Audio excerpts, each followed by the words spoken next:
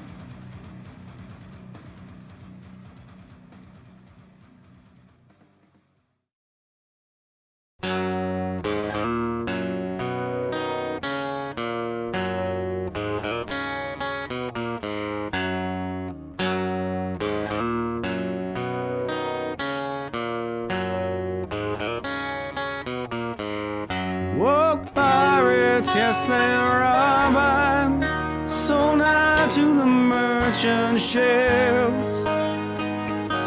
Minutes after they took I from the bottomless pit, my head was made strong by the hand of the Almighty. We forward in this generation triumphantly. Won't you help to sing these songs of freedom? It's all I ever held. Redemption songs, redemption songs.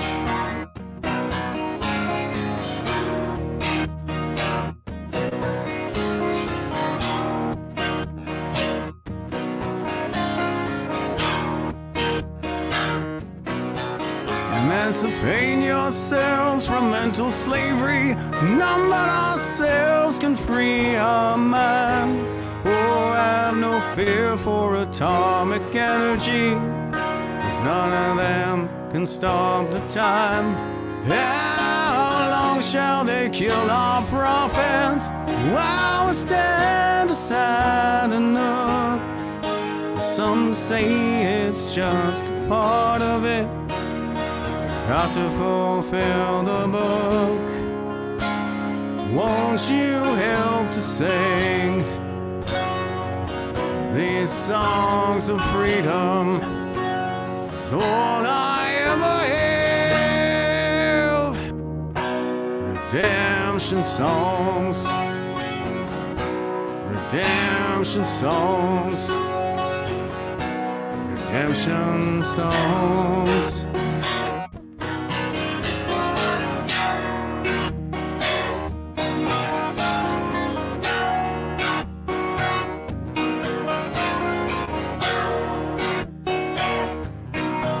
Emancipate yourselves from mental slavery. None but ourselves can free our minds. Oh, have no fear for atomic energy, 'cause none of them can stop the time. How long shall they kill our prophets while we stand aside and look? Some say it's just a part of it. Got to fulfill the book. Won't you help to sing these songs of freedom? It's all I ever have. Redemption songs. Redemption songs. It's all I ever have. Redemption songs.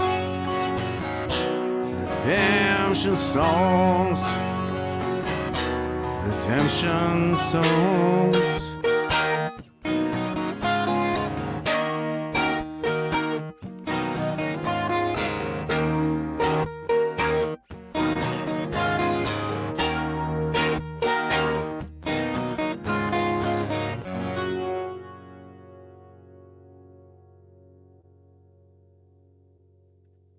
Hey, what's up, troops? Welcome to the Radical Candor Podcast. I'm your host, Jeff Evely, the Magnanimous GenX'er Male. Back with you now on this 15th day of July 2024. I got a great show lined up for us today. What an eventful weekend, and there's all kinds of crap flying around out there. I got to do some housekeeping first because I know I put a post on the Veterans of Freedom website there, or the Facebook page over the weekend that indicated that the shooter in the attempted assassination of Donald Trump was a member of Antifa. That is not confirmed. They had the totally wrong guy kind of out there off the hop, but we have the right guy now, and we're going to dive into all of that. I got a little bit over my skis there. You know, I get pretty excited sometimes too, especially when it's Donald Trump. Okay, so I got Dacey backstage, ladies and gentlemen. We're going to do a great Muckraker here today. He's got some clips from some of what happened in Canada here over the weekend. He was at Blues Fest and Ottawa and all that stuff. So lots of great analysis and coverage coming your way here this evening. But before I dive into it, I'll go ahead and say good evening to everybody. Dwayne was the first one on the board over on Rumble saying, hey, gang, Jeff, what's up, brother? It's always great to have you with us, Dwayne. And Rob is on YouTube saying, good afternoon, evening, Jeff and Chris. Happy Muckraker Monday. Thank you very much. Thanks for being with us. Sharon says hello from Ontario, or as I like to call it, Ontariable. But it does have that one redeeming quality of the motorcycle riding. And Evelyn says hello. Hey, what's going on? Susan is here, says, hey, Jeff and Chris, my brothers. Hey to you, Susan. Thanks for being with us. Marion says, good evening, Jeff and everyone from Barrie, Ontario. Thanks for being with us. And she's also saying, shared, thank you very much. I could use all the top cover I can get because I am the worst guy for not sharing my own stuff.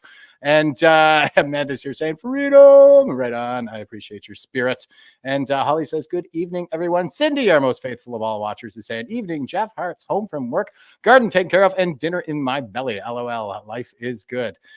Good to know. And it's always great to hear from you. And Terry says, good evening, Jeff and everyone. Terry, thanks for being with us, brother. And Tracy is here saying James Top gets me every time. Hero. Yeah, no kidding.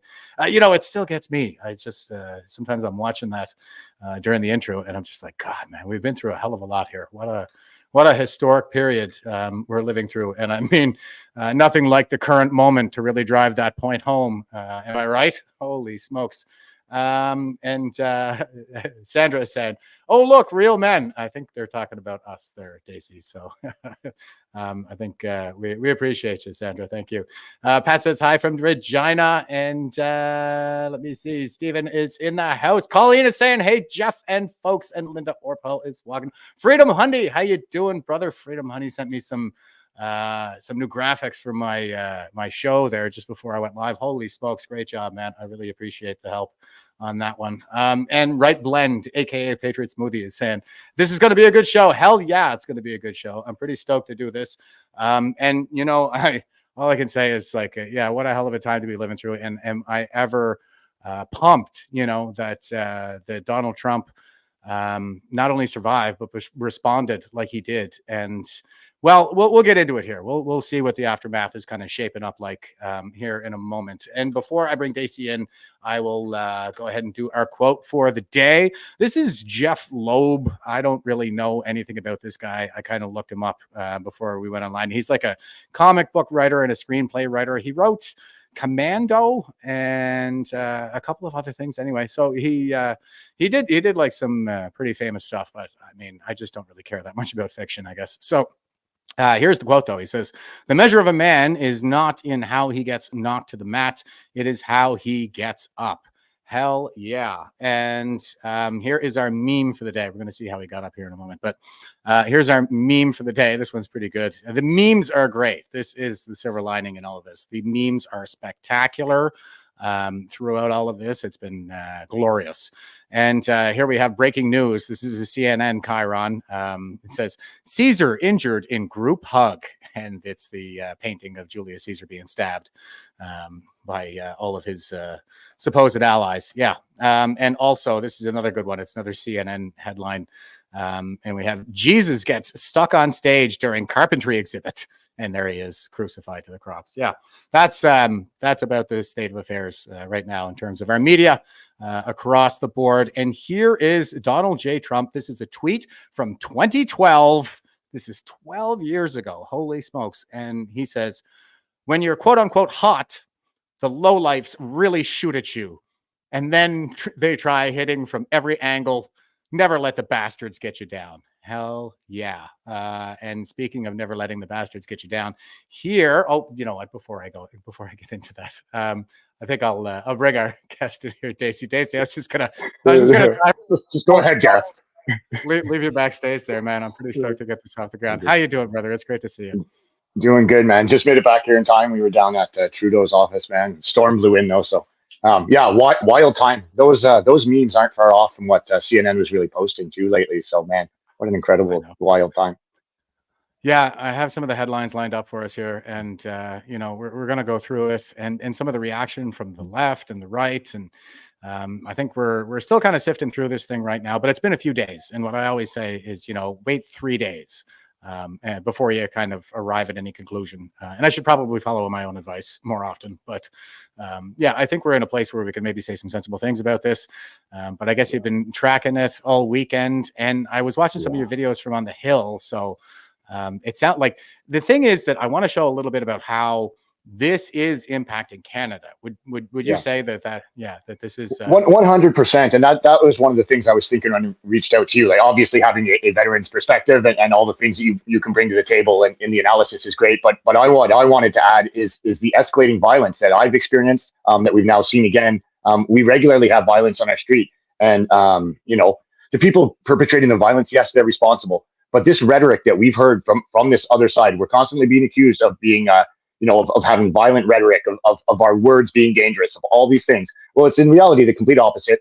And their violent rhetoric and their extreme rhetoric has literally led to this. So I want to highlight that there's violence going on. It's hitting our streets. It's always the case that what happens in America does trickle down here, obviously. But we have real violence going on in our street as we speak. And it's all coming from the same roots, I think. Yeah, as in basically coming from the left, I think. Yes. Is what you're kind of tiptoeing around Yeah. there. But don't mean to put words in your mouth. Don't let me do that. But before we get into all of that, I want to show that I was looking at some of the clips, and I think you got a really good point. And this was something that I really wanted to dive into anyway. So I'm glad we got you here. Before we do that, here is a time. It's a 4:29 video, but it's pretty good. It's a side by side of the video. You've got Trump over here on the right. Apologies to anybody who's just listening, but you're just going to have to suck it up for this one. And we got Trump over here on the right side of the screen, and on the left side of the screen, this is the scene where we actually see the shooter like climbing up on the roof, right? Like people witness this. There's video all over the place. And okay, so I think this is probably the best I can do in terms of just kind of condensing a lot of this different video into one. Somebody did a good side-by-side here with the split screen. So let's check it out. He was doing his job. I wouldn't even be doing this. I'd be at some beautiful place with a gorgeous ocean. Look, they're all pointing. The Atlantic, maybe the Pacific. Yeah, someone's on top of the roof. Look. There he is right there. Right there, see him? He's laying down. See him? Yeah, he's laying down. And so I'm here with you fighting like hell to get a Senate. What's happening? And to make sure we take back the White House, because if we do, we're going to make America better than ever before. We're going to make it. Yeah, look. And it's There he not is. easy, because we have millions and millions of people in our country that shouldn't be here. Dangerous people, criminals. We have criminals. We have drug dealers. We have people that should not be here. And it's much tougher than if it happened. We have the strongest border ever. In recorded history, we had the best border. In fact, if they could ever put up a chart, I don't know if they can do it. Do you guys have access to that chart that I love so much? You don't mind if I go off teleprompter, do you? Because these teleprompters are so damn boring. I try and explain that. Oh, there's it. Wow. You guys are doing it. They're getting better with time. My guys, take a look at that chart. Take a look at the arrow on the bottom. See the big red arrow, right? So that's when I left office. That was the lowest point, and that comes right from the government services, comes right out of Border Patrol. Take a look at that. So that arrow is the lowest amount of illegal immigration ever in recorded history into our country. And then the worst president in the history of our country took over. And look what happened to our country. Probably 20 million people. And you know, that's a little bit old, that chart. That chart's a couple of months old. And if you want to see something,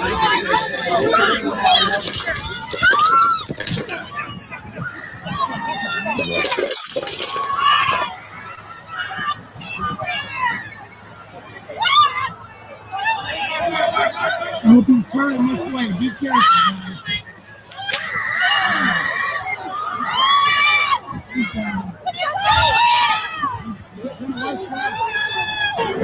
We got breaking news coming in. Shots fired. Seems to be shots fired at the Trump rally.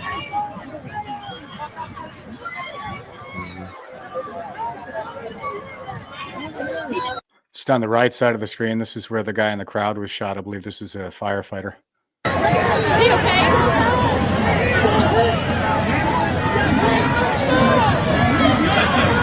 And just like Colleen is saying, she's saying he threw his body over his wife and daughter after he threw them down, then took the bullet. What an amazing hero. And he was the fire chief, is what she's saying. Yeah, that is my understanding as well, is that this guy was shielding his family from the array of bullets being fired at them. And he's a firefighter, so. We need to go live right now.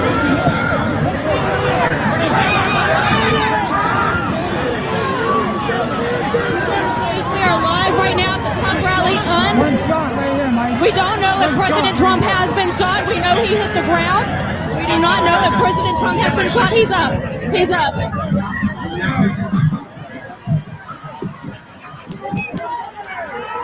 Shots are still continuing to be fired. He's giving a thumbs up, everybody. He's giving a thumbs up. Fight.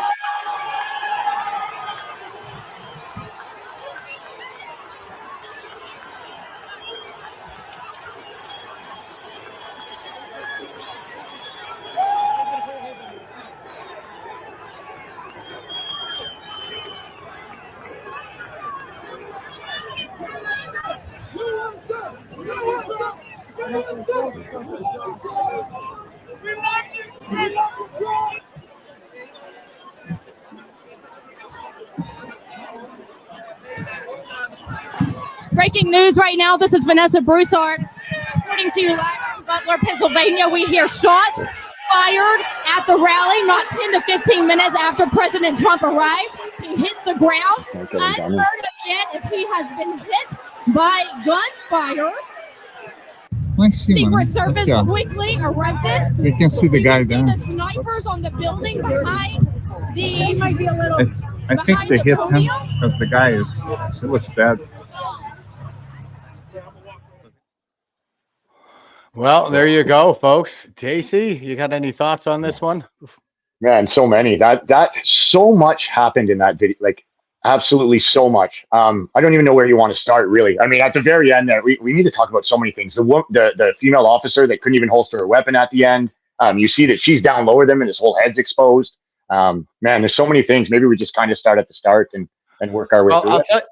I'll start at the one thing that I want to talk about first was the incredible fist pump. That's what Susan is here saying. It's the fist pumps for me. And I was like, yeah. And he's saying, fight. I was like, oh my God. Like, that is one loving patriot if I've ever seen one. And, it's just phenomenal. Like, I get all emotional when I see it. And it's like he's fighting for the whole world, and man, oh man, it's just unbelievable what the guy has, the amount of abuse the guy has been able to take. They just shot at him. They just tried to kill him and he got right back up and kept fighting. I've never seen anything like it. It's one of the most incredible moments I've ever seen. Just talking about it now, I literally have my hair standing up and I have goosebumps. When I first saw it, it was, I don't even know how to put it into words. That fight, and the whole sequence leading up to it, like, I guess maybe they were communicating and whatnot, but like he told him, I guess there's always probably a play between the detail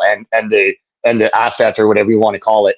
But he needed to do that. He had his chance. And like you say, I mean, they have been coming at this guy every which possible way for since he started, right? You get Russian collusion, you get case after case of absolute nonsense, lawfare coming after him. They've come after his money, they've come after his properties, they slandered him, they've lied about him for forever, tried to ruin his reputation. None of that worked. None of it worked. Now they tried to take his life, and he's the one standing there pumping his fist, saying "fight" as people are screaming, Trump, and God bless America, and all this incredible stuff. It's unbelievable, really. It's just like that indomitable American spirit, that American grit, like personified, in Donald Trump. And the reason I get so excited about it is just because I think that, the thing is, like, whatever is at the top, whatever is in leadership, that they're the ones setting the tone. And that is where the culture kind of trickles down from, is from the people at the top.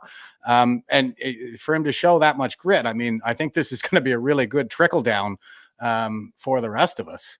So that's actually that's a great point you make about the trickle down too. So when you have someone like Trump, and think of the things that it's instilling in you and anyone that sees this, and the type of people that will latch onto that and follow that, it's good, right? But then you get the leadership from the other side, who have literally been calling this man a Nazi for the last 10 years or whatever, every possible thing in the book. There's all kinds of posts that have been put together, but you can see posts from Biden particularly, who's called him every name in the book, a threat to democracy, misquoted him, said that there'll be a bloodbath if he gets elected, and that list goes on and on. But people have been lying and calling this man all these things, right? That's coming from the top down. What do you expect anybody that follows and supports these politicians that use that extreme rhetoric? What do you expect them to do? And that's exactly what I mean when I say they're sowing chaos, right?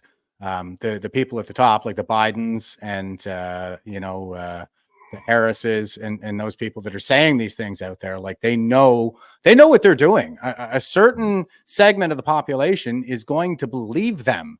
And if you believe that Donald Trump is literally Hitler, then, beliefs inspire actions. Like, we all act on our beliefs. We don't act on the things that we don't believe.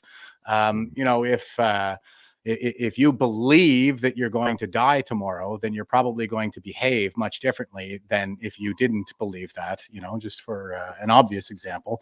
But yeah, this is what they're doing, is they're sowing this chaos. And I think that they're probably really appealing to people that probably aren't that stable to begin with, but they understand all of this. Yeah, and we have a problem with this rhetoric as well from our leadership, from Justin Trudeau. He's come out, during the convoy and during COVID, he called people all kinds of things, but his rhetoric has continued. In fact, he often brings up Donald Trump and likens Pierre to, and brings up MAGA style politics, and says that anyone that is basically anything right of Stalin, but is a fascist and a Nazi and all these things. And these do have real world consequences. We had all kinds of uproar about the road rage scare tour coming through town with Jeremy McKenzie. People were freaking out. There was warnings going out. Community groups were absolutely up in arms. And during that time, the entire downtown core ended up plastered with stickers that said, kill Nazis. If I see a Nazi, I'll brick a Nazi. Down with fascists. All this kind of violent, extreme rhetoric threatening to kill Nazis, when we know that the people espousing this stuff consider each and every one of us a Nazi. So they're not just saying kill Nazis in theory, which, I mean, who doesn't agree with, nobody likes Nazis, really, right? Same, or fascists for that matter. But when they're saying kill Nazis and kill fascists and these things, they're not talking about actual ones. They're talking about you and me and anybody who disagrees with them, even the slightest, ideologically.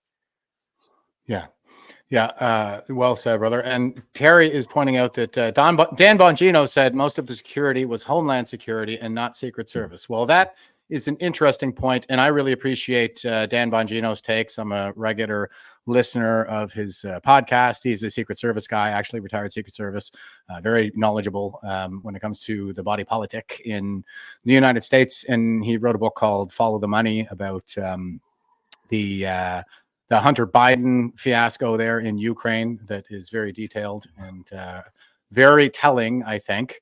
But I'm going to move to this here. Here was the interview. Some guy was saying they could see him crawling up onto the roof beforehand, and we saw that in the video here. So this was the initial reporting from the scene. Someone who was here, you weren't inside the event, nope, but you were just outside. Tell us what you saw.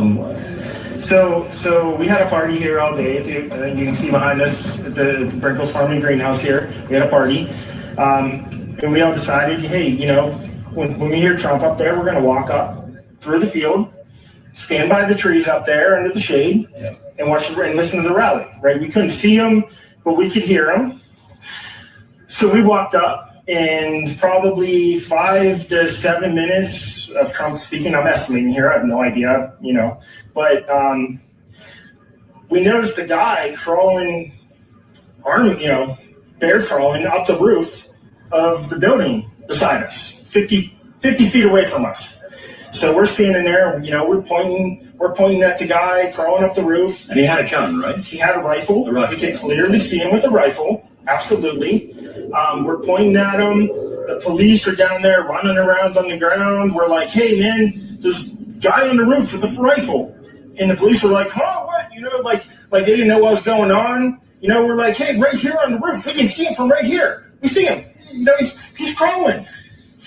And next thing you know, I'm thinking to myself, why is Trump still speaking? Why have they not pulled him up the stage? I'm standing there pointing at him for, 2 or 3 minutes. Secret Service is looking at us from the top of the barn. I'm pointing at that roof, just standing there like this. And next thing you know, 5 shots rang out. So you're certain that the shots came from that guy on the roof? 100%. 100%. And he was up there for a couple of minutes. He was up there. You saw him up there for a couple of minutes. Absolutely. At least 3 to 4 minutes. And you were telling the police and the Secret Service? We were telling the police. We were pointing at them for the Secret Service. They were looking at us from the top of the barn. They were looking at us the whole time when we were standing by that tree. Could they see binoculars? Could they see him? Probably not, because the roof, the way that the slope went, he was behind where they could see. But why is there not Secret Service on all of these roofs here? I mean, this is... Yeah, pretty good question. And I like... You can see the guy there. I think they hit him because the guy he looks dead.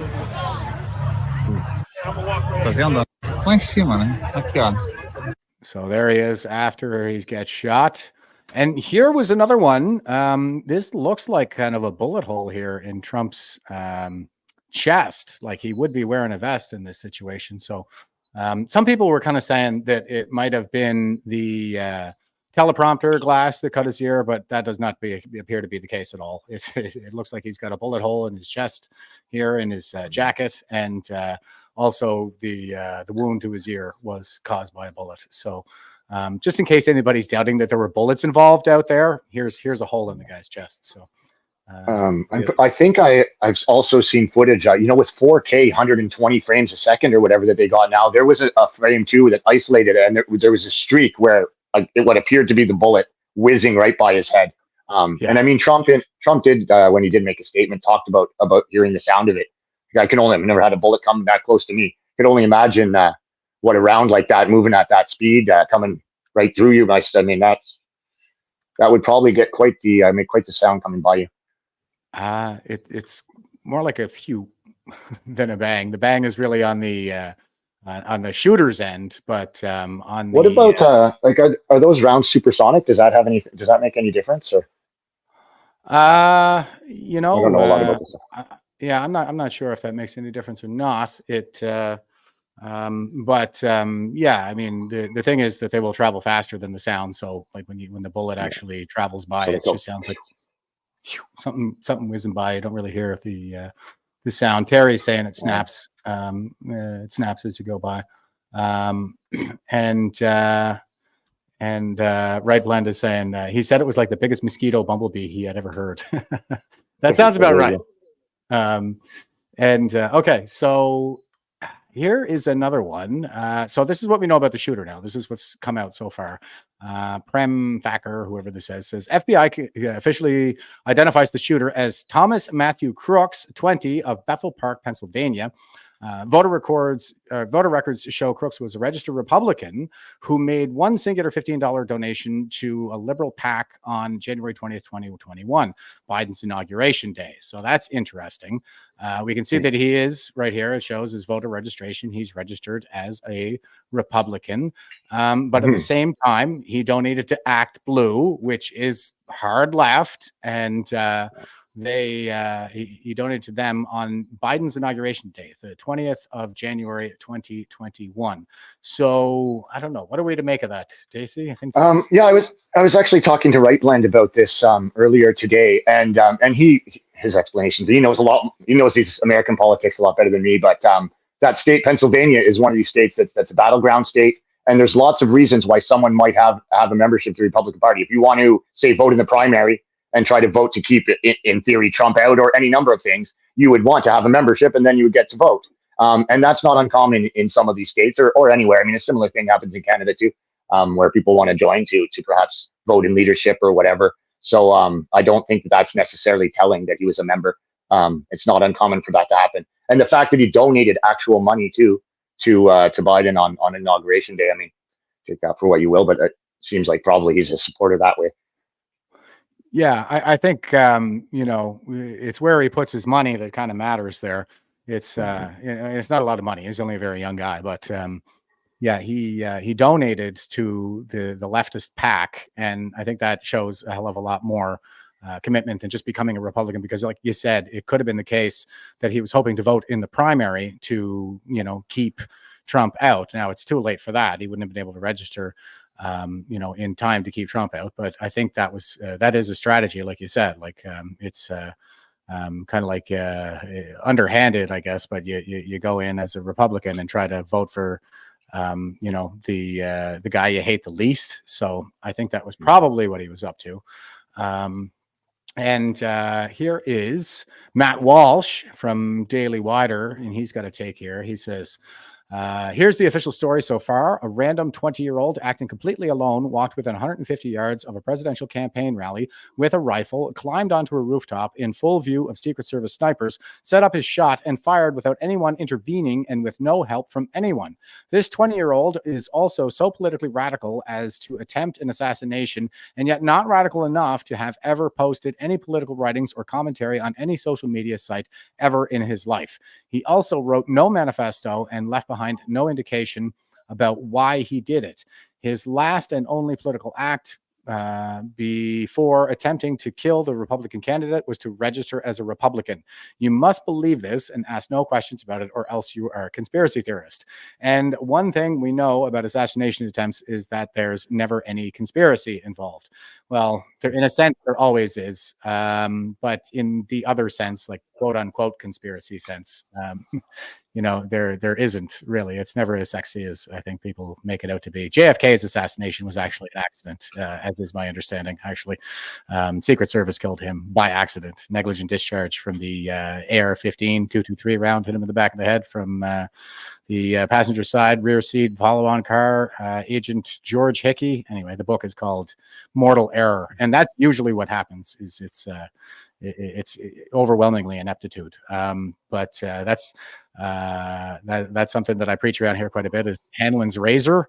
Never attribute malice where ineptitude will suffice to explain human behavior. So, but here is somebody else saying, he says he also tried to join his school's rifle club, but his aim was so bad he hit one wall instead of one target with he hit one wall instead of the one with the target. So yeah, definitely the man to attempt a hit job. And that is kind of the thing if we're looking at a hit job here. So here's a pretty good this is the video of the aerial shot, I guess, of the grounds that we're talking about. So let's check this out. It's about 2 minutes long.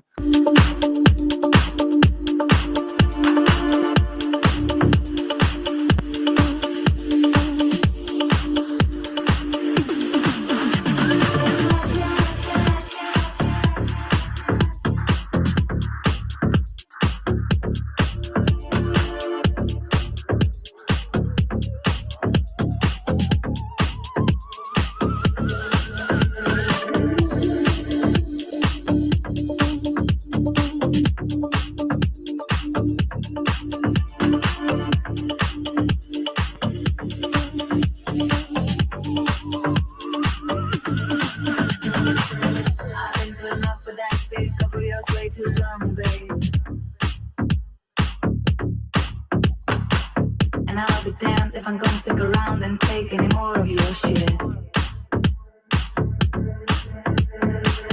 you better screw down that run around loose tongue of yours, babe.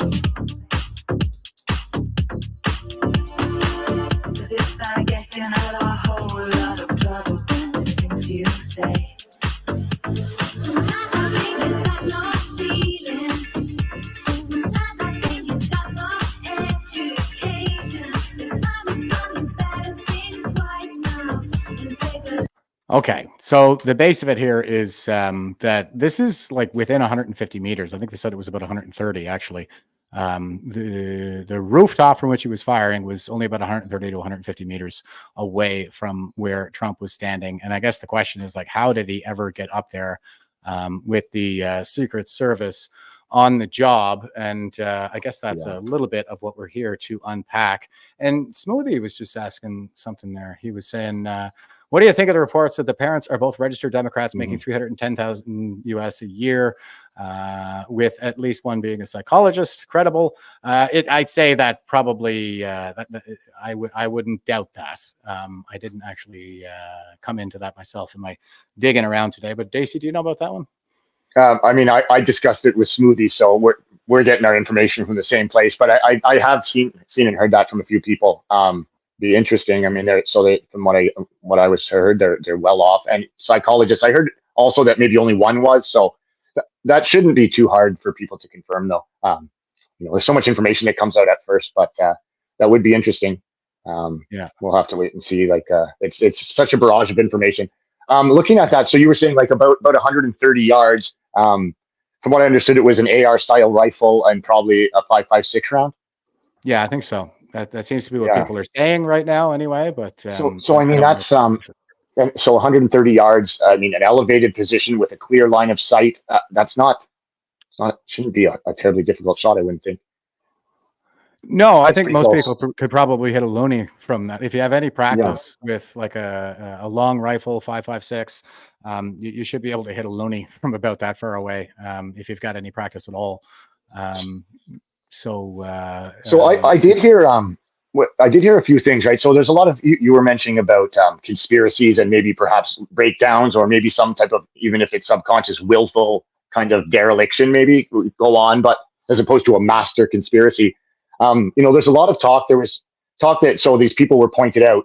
I also heard that the snipers got eyes on this guy before he shot. And the way the series of bullets goes off leads me to maybe think that that was the case. So you kind of hear one round go off, it seemed, then like a series maybe of rounds, 3 or 4, and then the next set of rounds, which I imagine is the return fire. So there was like round, the one probably that hit his ear, then quickly, oh crap, I missed a burst of shots, and then probably the return fire. I have seen some reports that an officer went up that ladder at some point, so just before the shooting started, and then the alleged assassin trained his rifle. He turned over and trained his rifle towards the guy, and the guy went back down the ladder, and then the shots started very shortly after that, which maybe that is the case, and that's perhaps why he missed. Maybe he took his eyes off the target, the adrenaline started going, and he rushed his shot. And then it took a bit of time for the sniper. Once he started firing, that obviously the snipers returned fire, but that didn't seem to happen until after. So that's interesting. And then so there's also there's only in that video that you just showed, there's only a few roofs there. Like there's not too many elevated positions. There's no reason that shouldn't have been secured ahead of time and continuously secured the whole time.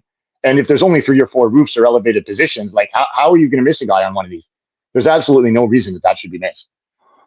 No, and I'm just showing the image here now, and we can see that here he is, like, say, I'll say 140 meters away on this rooftop over here. And like the witness was saying, it's got a peak on it, and he was behind the peak, so they couldn't quite see him from over here. Probably that was what the witness was saying anyway. But there are rooftops kind of all like within this radius of about 130 to 150 meters. You've got multiple rooftops all around here. So I guess the big question right now is, how is it that these rooftops weren't secured? Yeah, it's a very good question. I'm not sure if you saw Dallas Alexander, the former JTF sniper. He put out his thoughts about it, and kind of was saying a lot of, I was saying a lot of similar things. That one's definitely worth listening to. He kind of pointed out some stuff, and so we can watch that after then. Yeah, I'm going to show it here in just a minute. But before we get there, here's Colin Rugg, and he says, Matthew Thomas Crooks was reportedly rejected from his school's rifle team because of his bad shot and his off-color jokes, according to the New York Post. Former classmates claim he tried out for the rifle team at Bethel Park High School. The school's range was 50 feet long and 21 feet wide. The Post says he once shot from the 7th lane, which was the closest to the right wall, and missed so bad that he hit the left wall.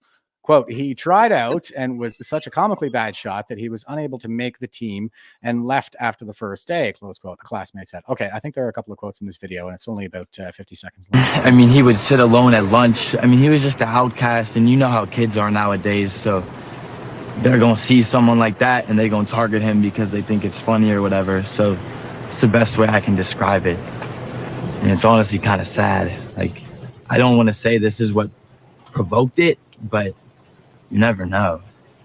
Yeah. You said he was a loner? Yeah.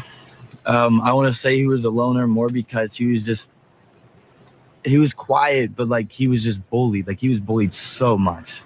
This was high school. Yeah. What did they, do you remember at all what they said to him or called him? No. He was just made fun of, I guess, for the way he dressed or his appearance. I mean, he would sit alone. So that's what his classmates are saying about him. And then there's this. So Matt Wallace is putting out there, breaking the ties discovered between BlackRock and Trump shooter Thomas Matthew Crooks featured in their programming. He allegedly shot from Building 3. This was all planned. And he's just showing there's this classroom, I guess. And this is a BlackRock commercial. I think somebody took it's a video that they did, and apparently this kid actually appeared in a BlackRock commercial. So what do we make of all that, do you think, Dacey? Yeah, I mean, if that is him, first of all, it could be in a BlackRock commercial. That seems like quite the coincidence. I mean, I'd have to look into that more. But you see a lot of this kind of speculation, and this whole world is a stage thing. Like, okay, yes, I get that. The world is a stage. But this is not like Trump wasn't sitting there with an apple on his head waiting for someone to shoot it off. Like this happened someone tried to shoot him, and the way I say it was by God's hand intervened. Basically, he got hit in the ear. It's not a thing where perhaps there was some stuff going on, perhaps there was some conspiracy, perhaps someone purposely dropped the ball, perhaps something's happened, but this wasn't a setup, as in like it's all planned, it's all to trick. I don't believe that for a second, and I think that kind of attitude, honestly, is somewhat dangerous. Like people have gone so far, and I go into these things deep too, but people go in so far and so deep, and they're so used to not trusting anything that they literally think everything is the opposite of what it is, even with overwhelming evidence sometimes. Yeah, I think they kind of leap to those conclusions too. There's some motivated reasoning behind that. Can't say that I blame them under the circumstances, especially in light of what we've been through in just the last few years, even the last 10 years since the Trump phenomenon first started. But that seems to be the question that everybody's asking. And here's one person asking it on Twitter, and they say, forgive me if I'm out of line here, but how can Trump fans see the shooter before the Secret Service did? Is it even possible for the Secret Service to be so stupid that they left Trump so exposed from an obvious rooftop vantage point in clear line of sight at such a close range? Intentional. So that's an example, I think, of what a lot of people are saying is they're coming to the conclusion that there's no way this could have happened unless it was intentional. Here it's possible. I think maybe too, one thing before we go into that video, my misogyny might start showing, but the head of the Secret Service now is a woman, and she is a diehard diversity, inclusion, and equity diehard. She came out not all that long ago. She was insisting we need 30% women in the Secret Service. We need this and that. And I mean, into diversity instead of mediocrity, we know. Oh, Dacey, your audio is cutting there a little bit. Two examples in the videos, maybe. Oh yeah, I had a call come in. Am I back? Yeah, I can hear you now. Yeah, okay. Sorry, I had a call come in. So we've seen when we go and choose based on these immutable characteristics as opposed to mediocrity, what happens? Or we had the woman that was down. There's one shot. So I think there was two female Secret Service agents there. At first glance, one of the glaring things is that they're both half his height and cannot block or stop a bullet, even if they were standing right in front of him. There's a shot of one of them in behind. It looks like she's ducking and taking cover behind the group of them as opposed to in there.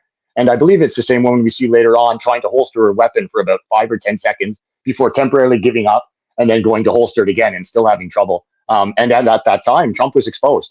There's a person in front of him, but half his body's there. And a guy's like on top of him and puts his hand over. So, I mean, I don't mean this as an attack on women, but that seems to be a very glaring issue there. And if those are the frontline people, I imagine there's all kinds of people in roles that aren't necessarily frontline roles that are not necessarily there because they earned it. They might be there because they just checked the right box. So I think that's something that definitely needs to be kept in mind. Yeah. Susan's here was just saying the woman should be at least close to 6 feet tall and fit. That used to be the standard for the RCMP, is you had to be 6 feet tall. And I think they got rid of that because it discriminated against women or whatever. That would have been like the late 90s they did that. That was political correctness, now morphed into full-blown wokeness. But before we get into all of that, let's get Dallas's take here, because we had this, he's a veteran. Dallas Alexander is a retired JTF2 sniper and way badass veteran than I could ever be. And he is about as badass a sniper as you're ever going to hear from. So here's his take on the situation. Yo, good morning. I keep getting asked about this, so I'm just gonna let you know my opinion. I am talking about the assassination attempt on former President Donald Trump. And I know everyone's gonna have some crazy opinion. Everyone's gonna have a different opinion. It's gonna be very wild for the next little while, but just if you don't know me or are new to this page, I spent just about 17 years in the military, just about 14 of which were at Tier 1 Special Operations unit called JTF2. Our sniper team has the world record for the longest confirmed sniper kill. And a huge part of our job while I was there and while I was a sniper was doing close protection for VIPs up to and including the Prime Minister when he would go to dangerous countries like Iraq or Afghanistan. We would be in charge of that security. So I'm very familiar with the layout of these types of things and what the jobs should be. And yesterday, what happened, I have no doubts in my mind that the shooter had help from somewhere within an agency, an organization, or the government. The second I saw that aerial photo of what they were saying happened, it immediately made no sense to me. You cannot, in broad daylight, get onto a rooftop within, it looked like maybe a couple hundred yards, if that. You can't get into that position with a gun when there's a president speaking. It cannot be done. It's not like, you don't even need to be a sniper to know that it's the most fucking obvious thing, an obvious place in the whole world. You could be a 7th grader, like, what do we need to do for security here? Well, let's look at these rooftops that are almost within zeroing range of a rifle. So it's something happened, and I'm not pointing fingers at anyone. It's too obvious that this guy had help getting there. So whether it's someone turned a blind eye, or it was strategically planned, I mean, it had to be planned to a certain level, because Yeah. Okay. So that is his take, is that there's no way that this happens without some help from the inside. And he is very experienced. Like he said, he does these kind of details overseas with JTF2. And it looks like they didn't even cover the basics on this one. So what are we to make of that? Yeah, and I mean that seems to be everyone's initial reaction. Like, how could this possibly have happened, right? So, there's a lot of different things that could be involved in a conspiracy. It could be one person, and you would think that to do anything like this, it's going to take some people involved. You got to get there. He got up on the roof. He had the rifle. Seems maybe it was stolen from his parents, but he got a ladder. He got up there, and there was a whole lot of people who didn't do their jobs in that case, or failed in some capacity, right? Like, there can be in aviation and in accidents like that, they talk a lot about a Swiss cheese model, right? Where all these different holes have to line up. It is possible, I guess, that happened there, but I think there probably is a good chance that there was someone helping in some capacity. And there's people at all levels of government that are corrupt beyond belief. The CIA, man, don't even, without even getting into the CIA, I mean, legitimate agencies. Then you got the CIA and all these clandestine type agencies. Who knows what the heck could really have happened? But it seems Stephen like a lot had to go wrong. Hillary Clinton. Yeah. I don't see Hillary's fingers in this one yet, but just watch. Jeff and I, neither of us are suicidal. And Jeff, I don't think I shouldn't speak for you, but I am not. No, I am not. Well, relatively speaking. Okay. Yeah. Here is The Guardian, and title is "What We Know About the Shooting at Donald Trump Rally. A suspected shooter and one rally attendee dead, says Butler County District Attorney." Here's what else we know about the situation. This is pretty good because it's just like a list of bullets. So I'm going to blast through these really quick. Trump was speaking at a rally in Butler, Pennsylvania, when loud noises we heard in the crowd around 6:13 p.m. Trump appeared to have been struck by something in the area of his right ear as he was speaking, and the video shows him quickly clutching his ear and then ducking down to the ground as security agents and others leap to his aid. One spectator was killed and at least 2 were injured. Trump stood up with blood on the side of his face and appeared to be saying "fight, fight" while pumping his fist. Trump was then quickly escorted from the stage to his vehicle. The rally location is now an active crime scene. The FBI has taken over the investigation. Trump's team and the Secret Service confirmed that he was "quote unquote" fine and being checked at the local medical facility. Trump later posted a statement on Truth Social saying he was hit by a "quote bullet that pierced the upper part of my right ear," close quote. The Butler County District Attorney confirmed that the suspected shooter and one rally attendee were dead. One person at the rally was in serious condition. The Secret Service later said 2 people were critically injured. The shooting is being investigated as an attempted assassination. The FBI later named Thomas Matthew Crooks, 20, of Bethel Park, Pennsylvania, as the "quote unquote" subject involved in the shooting. He is registered on voter records as a Republican, but he also donated $15 to a liberal voter group. The Secret Service shared more details on the shooter's position and confirmed that the shooter was killed by the Secret Service. ABC News reported that law enforcement officials said the suspect was perched on a rooftop and used an AR-style rifle. The Republican Republican-controlled House of Representatives summoned the director of the Secret Service, Kimberly Shetley, to testify at an oversight committee hearing scheduled for 22 July. The President, Joe Biden, said, quote, everybody must condemn political violence, close quote, in a speech shortly after the shooting. The White House later said President Trump had spoken.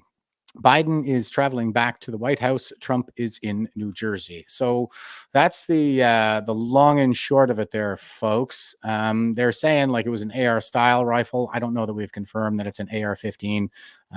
Very well could be. The left is saying it's an AR-15, but they always say that. They said it was an AR-15 in the Pulse nightclub shooting, and it was a 6 Sauer, because they really want after that AR-15, only because it's the most popular rifle in America. So if they can ban that, then they'll get rid of most of the rifles, or plurality of the rifles, I guess. Yeah, they don't know a single thing about guns really when they talk about this stuff, right? They're, oh, that's the scary one, and they have no idea. No, none whatsoever.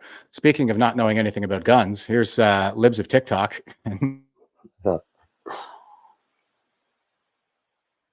Instead of protecting him, the same one who couldn't holster her gun. Who is she? She needs to resign or be fired. And Dacey, I think you mentioned this there just a minute ago.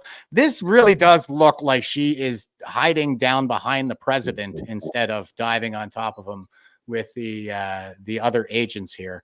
And here she is struggling to holster her gun, just like you said.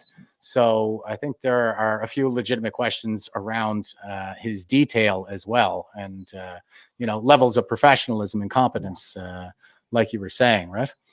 Yeah, 100%. I'll say the isolated still of her ducking, I guess there's a slim possibility that it just caught the exact wrong time, but she's way behind the group that's huddled on top of them, and she literally looks like she's ducking for cover. In the video, it's actually ridiculous. You can see her. I mean, anybody who has worked with a sidearm, like, man, you should be able to get your gun into your holster and out without even thinking about it under any circumstance. Like, that's something that gets repeated thousands of times. And she struggled to get it in, couldn't get it in, struggled again, kind of brought her gun back up, and then she finally gets it in after like 3 or 4 times on the second try. And in that time, she's half as tall as the president. He's kind of exposed. There's men trying to block it. She's fiddling with her gun. The whole thing looks like it's out of Keystone Cops. Well, let's get a look. Here's about 37 seconds of that video here. So we'll get a look at what Dacey's talking about. And those of you who are viewing will get a much better appreciation of the situation there on the ground.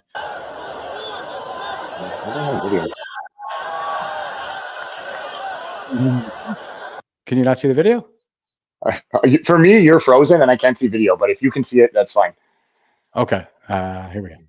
I can hear you. Let me know in the comments, guys.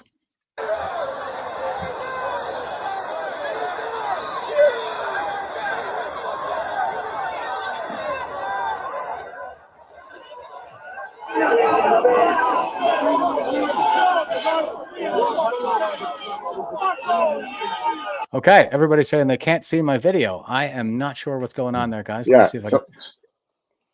You kind of unfroze now. Like, I had you frozen. It looked like you were picking your nose, man, and then nothing else. Oh man! Oh, that's awesome. Well, I hope it's not my internet connection. Black screen beside the two of you. Okay, just audio. All right, guys. I'll try this again. Let me just. I took it out of studio. I'll put it back in. Yeah. Okay. Coming back.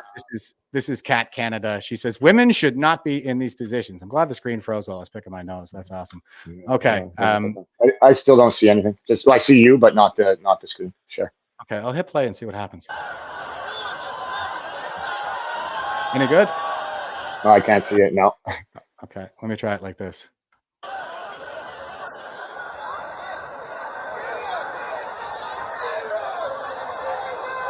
No video? No, man. We're maybe out of luck. All right. I think I will forego that one, but you get the idea, I think, just from what Dacey was saying. Like, oh, here, it's back. We got it now. Okay, so even these other two women here, like, they look like they probably got something on the ball, but this one in particular, like, this is clearly a diversity hire. So let's just see how she behaves during this this incident.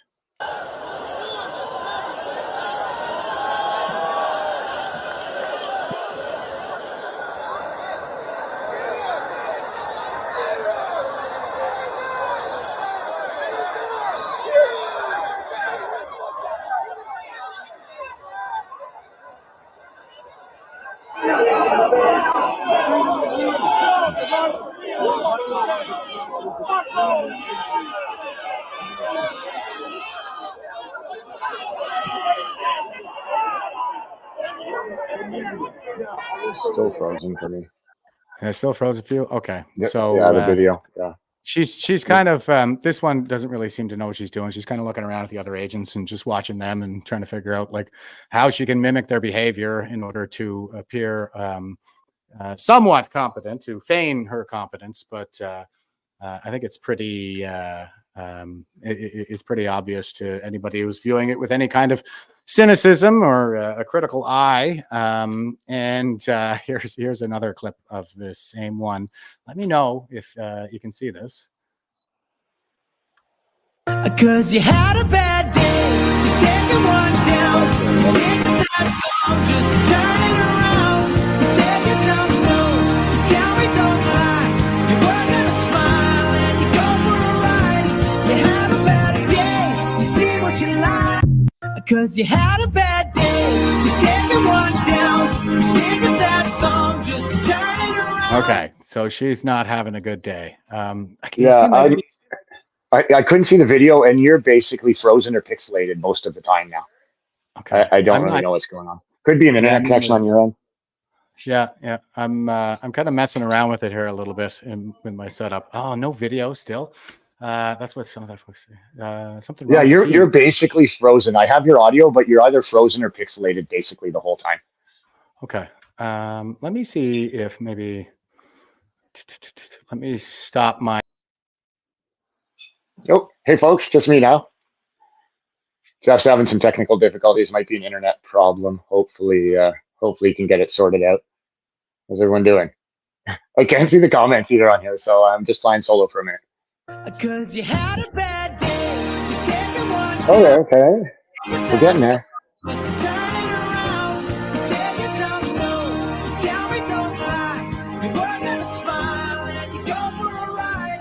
There's the female officer. Yeah. Cause you had a bad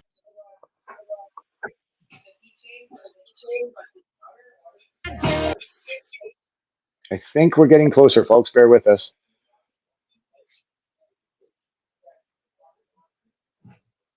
All right, we got another post here. To expand hiring, they're aiming to have 30% women recruits by 2030 and even allowed YouTube influencer Michelle Carre to train with agents. But I'm very conscious as I sit in this chair now. Back. So that video that was just playing, that was what I was speaking about earlier. That's the director of the Secret Service, female director now. She's a big DEI proponent. She wanted to have a minimum of 30% of Secret Service to be female. Whatever. Throw standards out the window. Doesn't matter if you're tall enough, fast enough, strong enough. Forget all that. Okay, guys. Can you hear me now? Yeah, you're clear again too. It just kicked me out of the studio and everything. So all of a sudden I was in there alone. Thanks for covering me off. It's a good thing you came in today. No, man. Holy smokes, that could have been a disaster. Not sure what's going on here, folks. Probably all kinds of bugs. It's the deep state. They're hacking me again. Okay. Here's CBS News. They're aiming to have 30% women recruits by 2030 and even allowed YouTube influencer Michelle Carre to train with agents. But I'm very conscious as I sit in this chair now of making sure that we need to attract diverse candidates and ensure that we are developing and giving opportunities to everybody in our workforce, and particularly women. To expand hiring, they're aiming to have 30% women recruits by 2030 and even allowed YouTube. Okay. Yeah, help us. Here it is.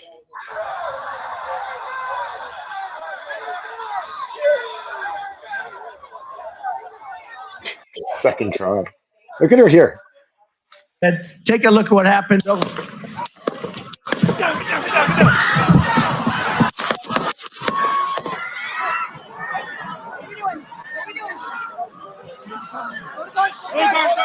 There she is over there. Yeah. Behind the stage. Look what happened. Yeah, she does look like she's kind of cowering behind the president there. Does she know that behind concealment, she can't find cover, so she'll just conceal herself behind the body of pile of bodies? Absolutely ridiculous. Yeah.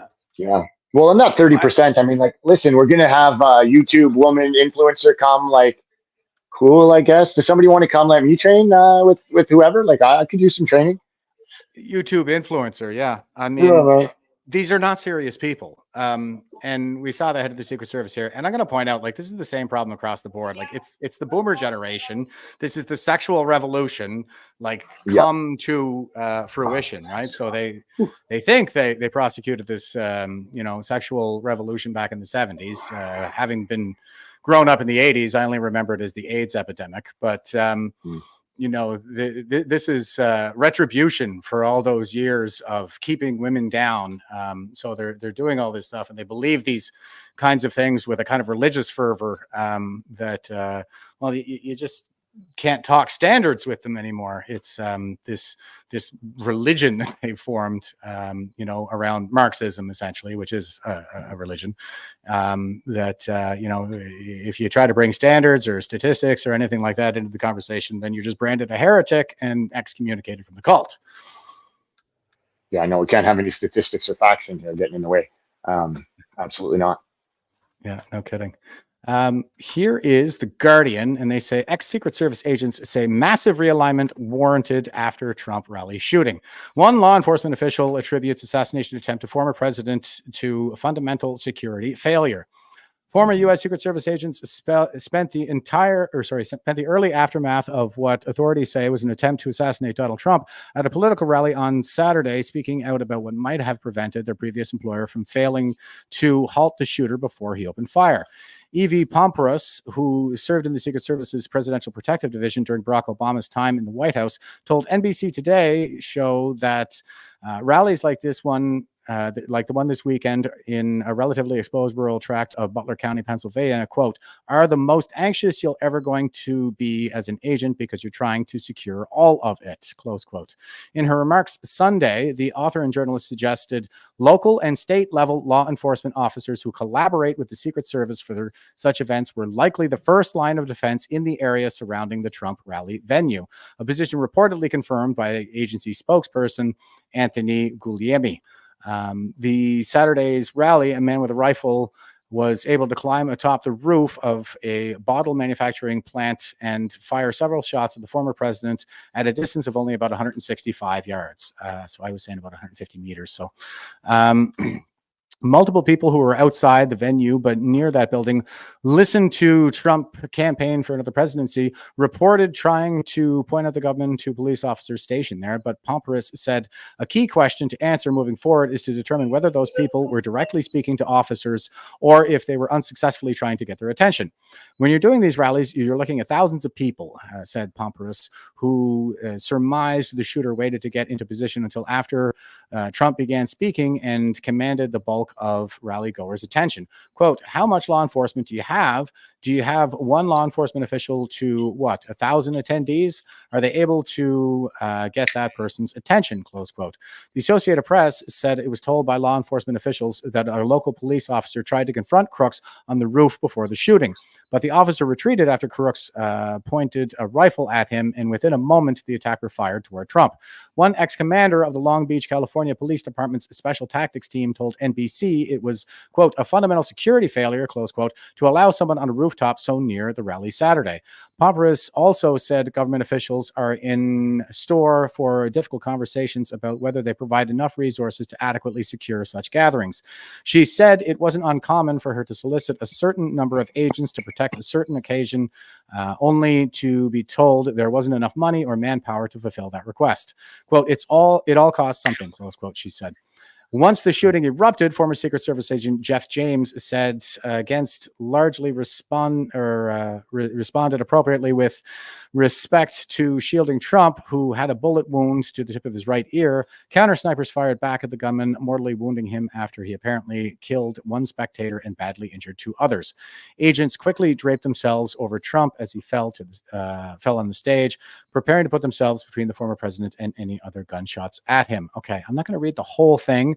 But one thing that they seem to be zeroing in on here is the local law enforcement. So they have Secret Service here. I went and I watched this interview with this lady, and she kind of explained it like Secret Service. I think she called them the conductor of the orchestra or something like that. Okay, so they would probably they would be running point on this kind of thing. They would have operational command, and they would bring in local law enforcement, and this would be like a joint operation. And so they're saying that the Secret Service, they would have had the main area here as their operational command, but outside of this area, as in the location of the rooftop where the gunman fired from, that would have been under the local police's command. So that I think is probably accurate. This wasn't the AOR of the Secret Service per se. It was probably the AOR of the local police taking direction from the Secret Service, direction and guidance from the Secret Service. So it looks like they're, it's a joint operation. We got different agencies involved with different AORs that are, constrained to various geographic boundaries around this venue. That's I think for AOR's area of responsibility, I believe, yes, right? Sorry. Yeah. So that's interesting what you say there, and with the area that they'd be responsible for. So I did saw a breakdown like that, and that was one of the things they were highlighting, is that there would be different agencies involved in different protections. So it was outside of the grounds. Probably there would have been a local law enforcement or state level law enforcement, but also even when it comes to the Secret Service, they all have different areas of responsibility. In fact, I saw people talking about the snipers and saying chances are they would be looking at longer range distances normally. Like the counter sniper teams wouldn't even be. I mean, it's possible they would look everywhere, right? But their main area of responsibility would be that longer shot, even farther out from where that guy is. And during the attack, you can see Trump's first people go around him, but then you can also see fully combat gear wearing guys come in, and then they take position on the stage, right? So you got people covering him. You got guys that come in with rifles that are covering the area immediate in front, and you can kind of see the different levels of how these different officers are engaging. And I think maybe that caused some problems too, right? If you got multiple agencies, you got state, local, Secret Service, and then even amongst these people, they each have their own areas. And this guy maybe ended up in a little area that he was too far in for where the snipers were normally looking. Maybe the local cop couldn't communicate properly with the other cop, and it had to go, or the local cop probably can't make the decision to tell the sniper over here to shoot, right? So there's probably a few things going on there. Yeah, I think you're coming into my wheelhouse here, there, Dacey. I'm going to get into it in a second, but here's another article. This is from Newsweek. Secret Service head Kimberly Cheadle to answer for Donald Trump shooting. Sorry, I don't really know this woman's name, but she's clearly terrible. And I just want to scroll down to this one paragraph here. It says, among the concerns that have been raised about the shooting are questions about how the gunman was able to obtain rooftop access just 150 meters from Trump's position on the stage. The Secret Service has said that the agency did not sweep the building where the sniper, who has been identified by 20-year-old, I think they mean as 20-year-old Thomas Matthew Crooks, shot from, leaving that security measure to local law enforcement instead. So that is kind of the thing. And I'm not a cop, so I don't really know how these jurisdictions really work. But I mean, they're inside the local law enforcement's jurisdiction. So there is some collaboration that is expected and required. And Right Blend is saying, no excuse. The Secret Service is still ultimately responsible. The Secret Service director still needs to resign. And so does everyone directing security there. I'm not going to disagree with that. I do absolutely think that that director should resign because she set the conditions that allowed this to happen. I think what we're really trying to kind of get at here is how it happened. And whether this was the deep state, attempting an assassination of Trump, or whether there's something else going on here. I'm leaning towards basically what Dacey just said there a minute ago. As we can see, the shooter was inside the AOR of the local law enforcement, not under the direct operational control of the the Secret Service. So or tactical control, I guess that would be. But yeah, Secret Service, I guess, would have operational control, and the tactical control was left to law enforcement. So yeah, we're just trying to get through this. I think there were some resignations, very poor management, obviously, that would have led to this. And here's another one, 36 News Now. Sources: building where shooter fired at Trump rally was staging area for local law enforcement. So same thing. This is where everybody is kind of going. Is it was local law enforcement's job to sweep that building and make sure it was secure. And we saw too, like, people were pointing it out, and local law enforcement did climb up the roof, and he had the rifle pointed at him, and then he climbed back down right before the shooter started shooting. So there might have been slow response on the part of local law enforcement, but like, it's chaos, right? These situations are always chaos. So people are trying to get law enforcement's attention, and they're kind of going, what's going on with these people? It's going to take them a minute or two to clue in to what they're actually trying to communicate to them. And so that's going to take some time, and there's probably some maybe some disbelief there that there's even a guy about to attempt this. All kinds of stuff like that. So you got to factor this in to your analysis as well. Anything to add to that there, Dacey?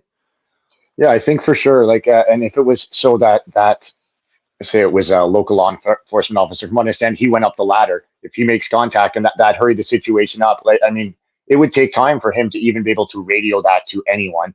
I don't know how these sniper teams work, but there's probably rules of engagement and whatnot, but I don't think they just start firing off rounds randomly without checking in with someone.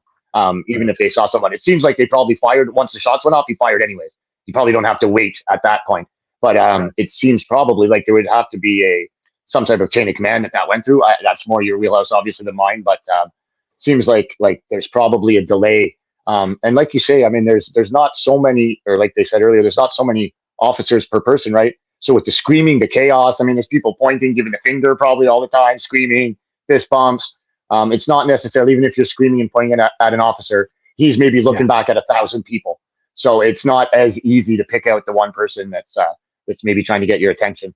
And if these officers are covering something farther away, man, you might be pointing at someone else. He could be looking 200 feet behind you. So there's a few things there that could happen, I guess.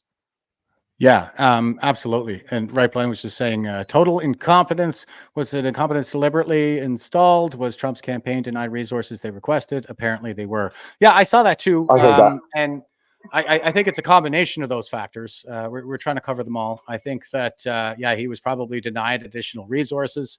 And it has been the people at the top that are sowing chaos and getting these lunatics completely deranged about what's actually happening with Trump. They think he was a fascist and he's the next Hitler and all this stuff. And if you believe that, then this is a pretty logical course of action. The problem is with the belief itself, and how out to lunch it really is. But they're sowing chaos, and at the same time they're denying resources, and at the same time we have this DEI crap going on in which is just freaking Marxist psyop, essentially, to weaken us and allow things like this to happen. You get away from meritocracy, and of course everything's going to fall apart, right? That puts Trump in a difficult position too. So if he asked for additional resources, they say no. I think maybe now he will get more resources because he's the official Republican nominee now going in. I think it was all announced today. But can you imagine? So he doesn't have enough resources, and he wanted to have his own security say. I mean, he probably has the money to hire a very elite security force. Imagine what people would do. They'd freak out, right? So they won't give him the security he needs, leading to the possibility of exactly something like this. If he would have tried to have his own security, they call him a mercenary or Putin or whatever else. It kind of puts him in an impossible position. And he's still got to go out there, right? He's still got putting his face out there this whole time that they've been coming at him. This came a little sooner than I thought, but this wasn't out of the realm of possibility for any of us. We've been saying this for a while. I thought it was maybe down the road if it was going to happen, but I mean, it's only a matter of time with the rhetoric from these people and the way they've been pushing. They've been pushing and pushing and pushing to demonize this man. And like you say, if you believe what they say, it's a natural reaction to try to do something about that. And just to touch on something you touched on there a minute ago about maybe there was a delay in the authorization to shoot or something like that.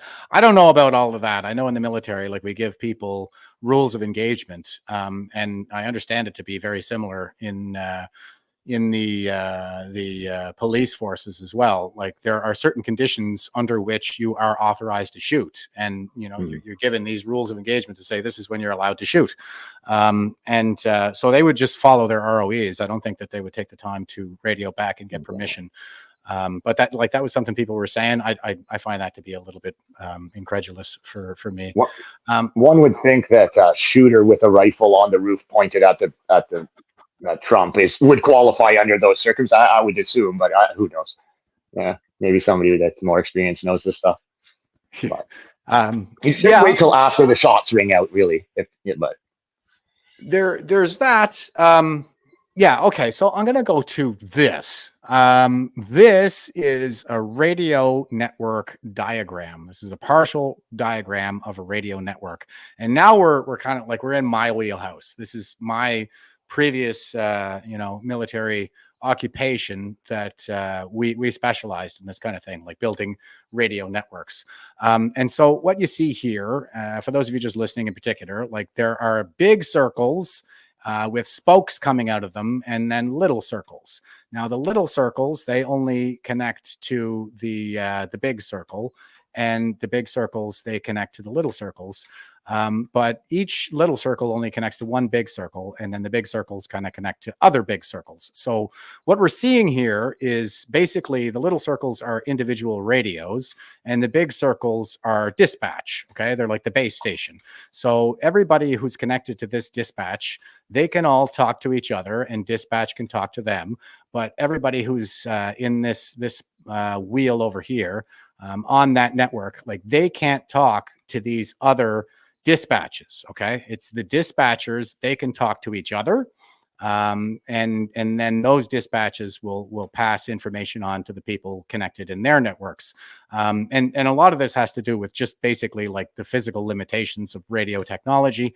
And so it's individuals will speak to their respective dispatch, but they can't speak to other dispatchers. So only the dispatchers can do that. So when you have multiple agencies involved, you're going to have multiple radio networks. They all use different technology. And I know how that sounds, but it's true. You would think that this would be really easy, but it's so much harder. I think that it needs to be. And that's just how it is in real life. So if you are local law enforcement, you can talk to other local law enforcement and your dispatch, but you can't talk to Secret Service. You go to your dispatch, their dispatch goes to Secret Service's dispatch, and then Secret Service dispatch tells the guy with the rifle what's going on. So there's kind of relaying that needs to take place, and the telephone factor in the middle there, where the game of telephone, like you start off on one end, and by the time it gets out to you pass it down the line to multiple people, the last person is saying something completely different than the first person was. So things get kind of mixed up and garbled, and things like that in terms of information fidelity from one end to the other. But these are complex networks, complex systems. And usually, like when we see failures like this, it is a breakdown in communication. I worked in the communications branch for 20 years, and that was always the irony, is it's like we can't communicate. Even those of us in the communications branch, we suck at communicating. And like when you're dealing with radio networks, then you have these additional limitations in there, and you have multiple agencies. So you have multiple dispatchers, multiple agencies, stuff like this. In the mix. And I wanted to show an example of what I mean. So this is the Wikipedia page. 2014 shootings at Parliament Hill, Ottawa. So this was the Ottawa shooter, Michael Z. Halfby-Bowe, saw in Parliament Hill, and he shot Corporal Nathan Cirillo, standing on guard for thee, to death at the War Monument there in Ottawa. I mean, I was there, actually. I was in Ottawa at the time. I had just been posted there when this happened. And it was pretty wild when it all went down. But I highlighted this one paragraph here in this article, and this is under the heading Investigation and Government Response. It says, recalled were reports issued by the Auditor General of Canada on the security of the House of Commons and the Senate, While many operational aspects were praised, it was noted that possible jurisdictional confusion could result between the RCMP, Ottawa Police, and the House of Common Security Services and the Senate Protective Services, and that no agency had jurisdiction over the roofs of the Parliament buildings. The day after the shooting, Prime Minister Harper pledged to expedite plans to boost security forces, surveillance, detention, and arrest powers. Other members of the government indicated consideration was being made towards ways to magnify anti-terrorism laws. So yeah, there's a few different things going on in there.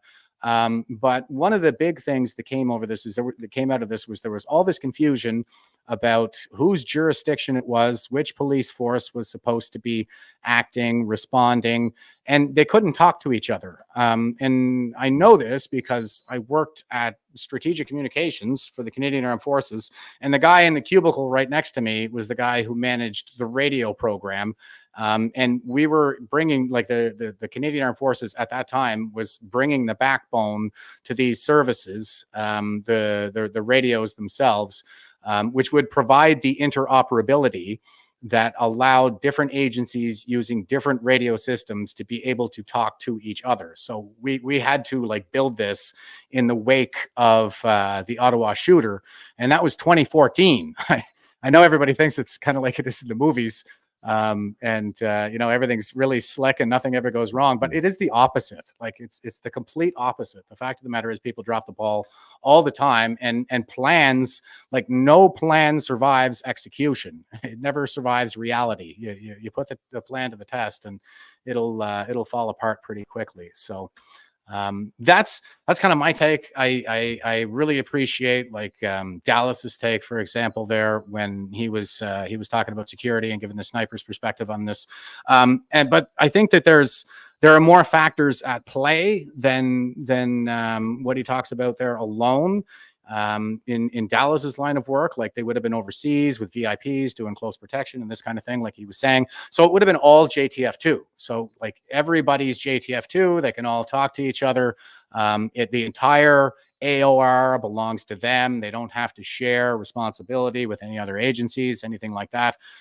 But once you start adding these layers of complexity, you're also you're building something that's more prone to failure. And I think that's what happened here is just a failure to communicate and collaborate properly. It's much harder than, it's much easier said than done.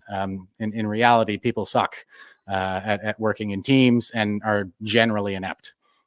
Yeah, and so you have, technologies that don't necessarily get along. You got to go through multiple things, and then you add chaos and wild amounts of information coming in. It's no wonder that things can get lost in translation. I do remember when that attack took place. I was in Ottawa too. I was actually in the downtown area at the time, and even then too, there was a ton of information coming out that there were reports of multiple active shooters. There was reports that one guy was heading one way, one headed the other way.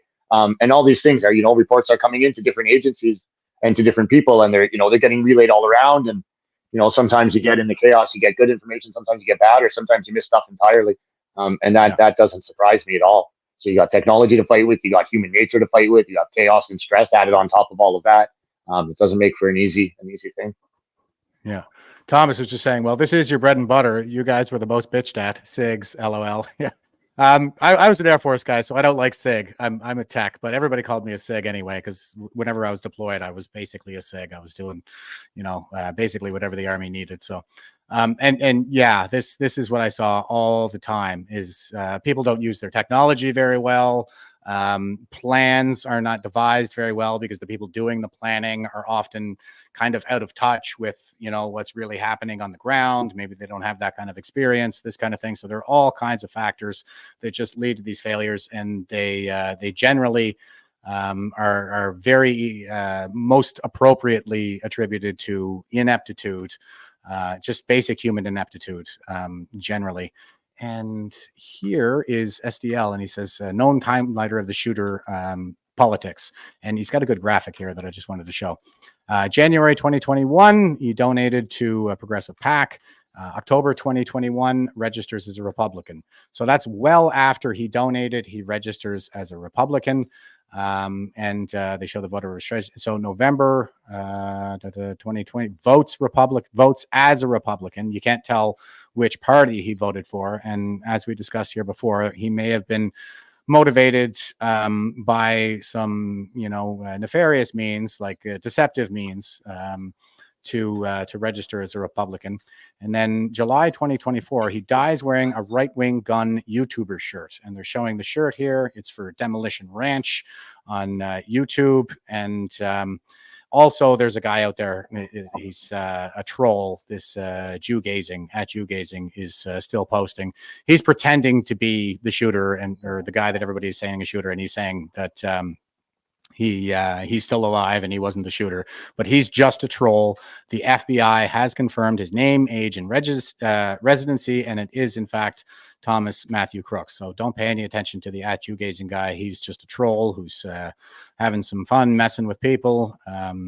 Very I think uncool under the circumstances, obviously, and disgusting. But the FBI has confirmed that this is the guy, and he is wearing this right-wing YouTuber T-shirt.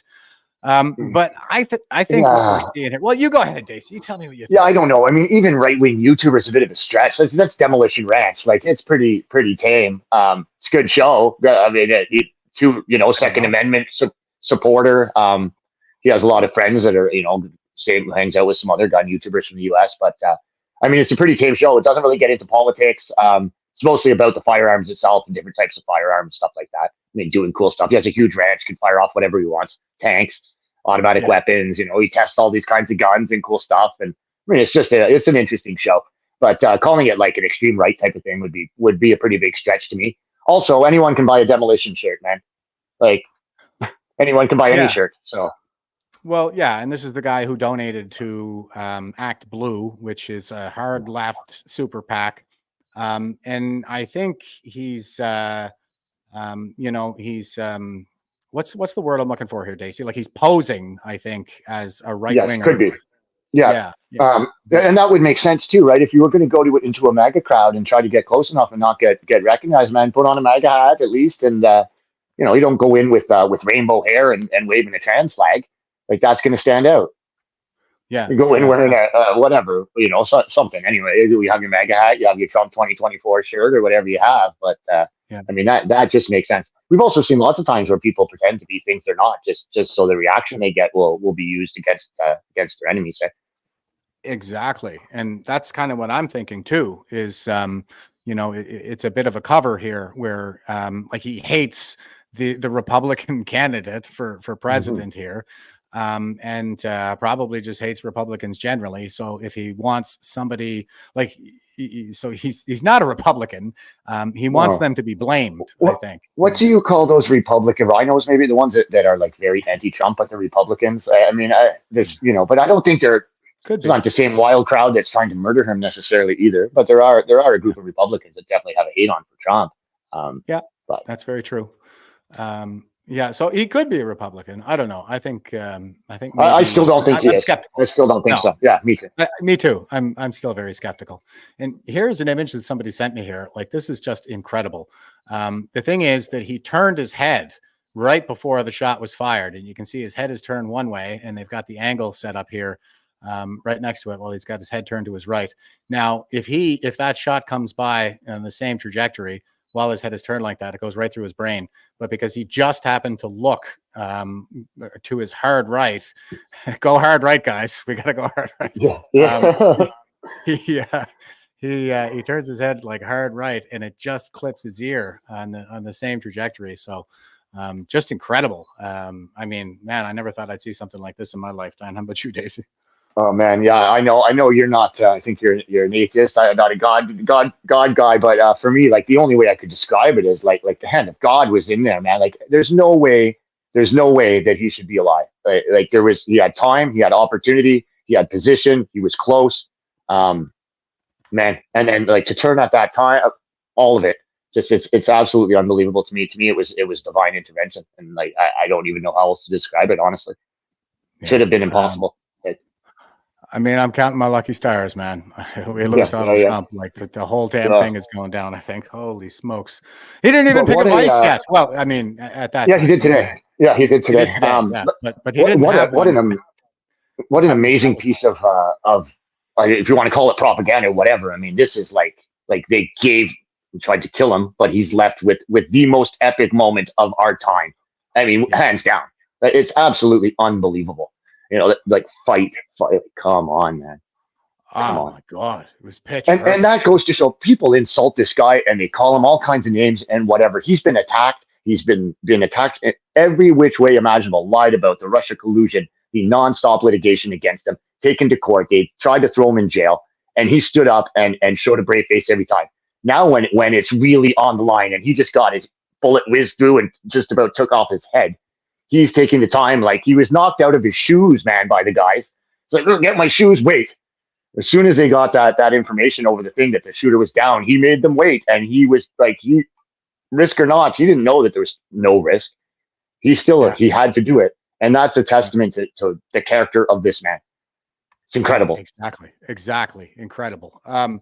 And I mean, like, he didn't even really know the extent of his injuries in the moment. No, and he was just like, I got to get up and I gotta say this. It was just. Well, and can you imagine too? So he was grazed by the ear, and if that is the case, I heard he may have taken 2 rounds in the vest. I don't know for sure, but I mean, you don't know if that was hit you, and if you get hit in the vest, man, like with adrenaline and everything going on, could have had a bullet right through him and not even known. Yeah. It just the grit, like, just incredible American grit. And I think that's like I said, I think that's going to be a good trickle down for us. Okay. And here is something. So this is a European news article here. Fico compares Trump's shooting to his own assassination attempt. Slovak Prime Minister Rob Fico, who recently survived a politically motivated shooting, drew parallels between his experience and the recent assassination attempt on former U.S. President Donald Trump, suggesting that their political opponents are inciting public anger and pushing individuals to resort to violence.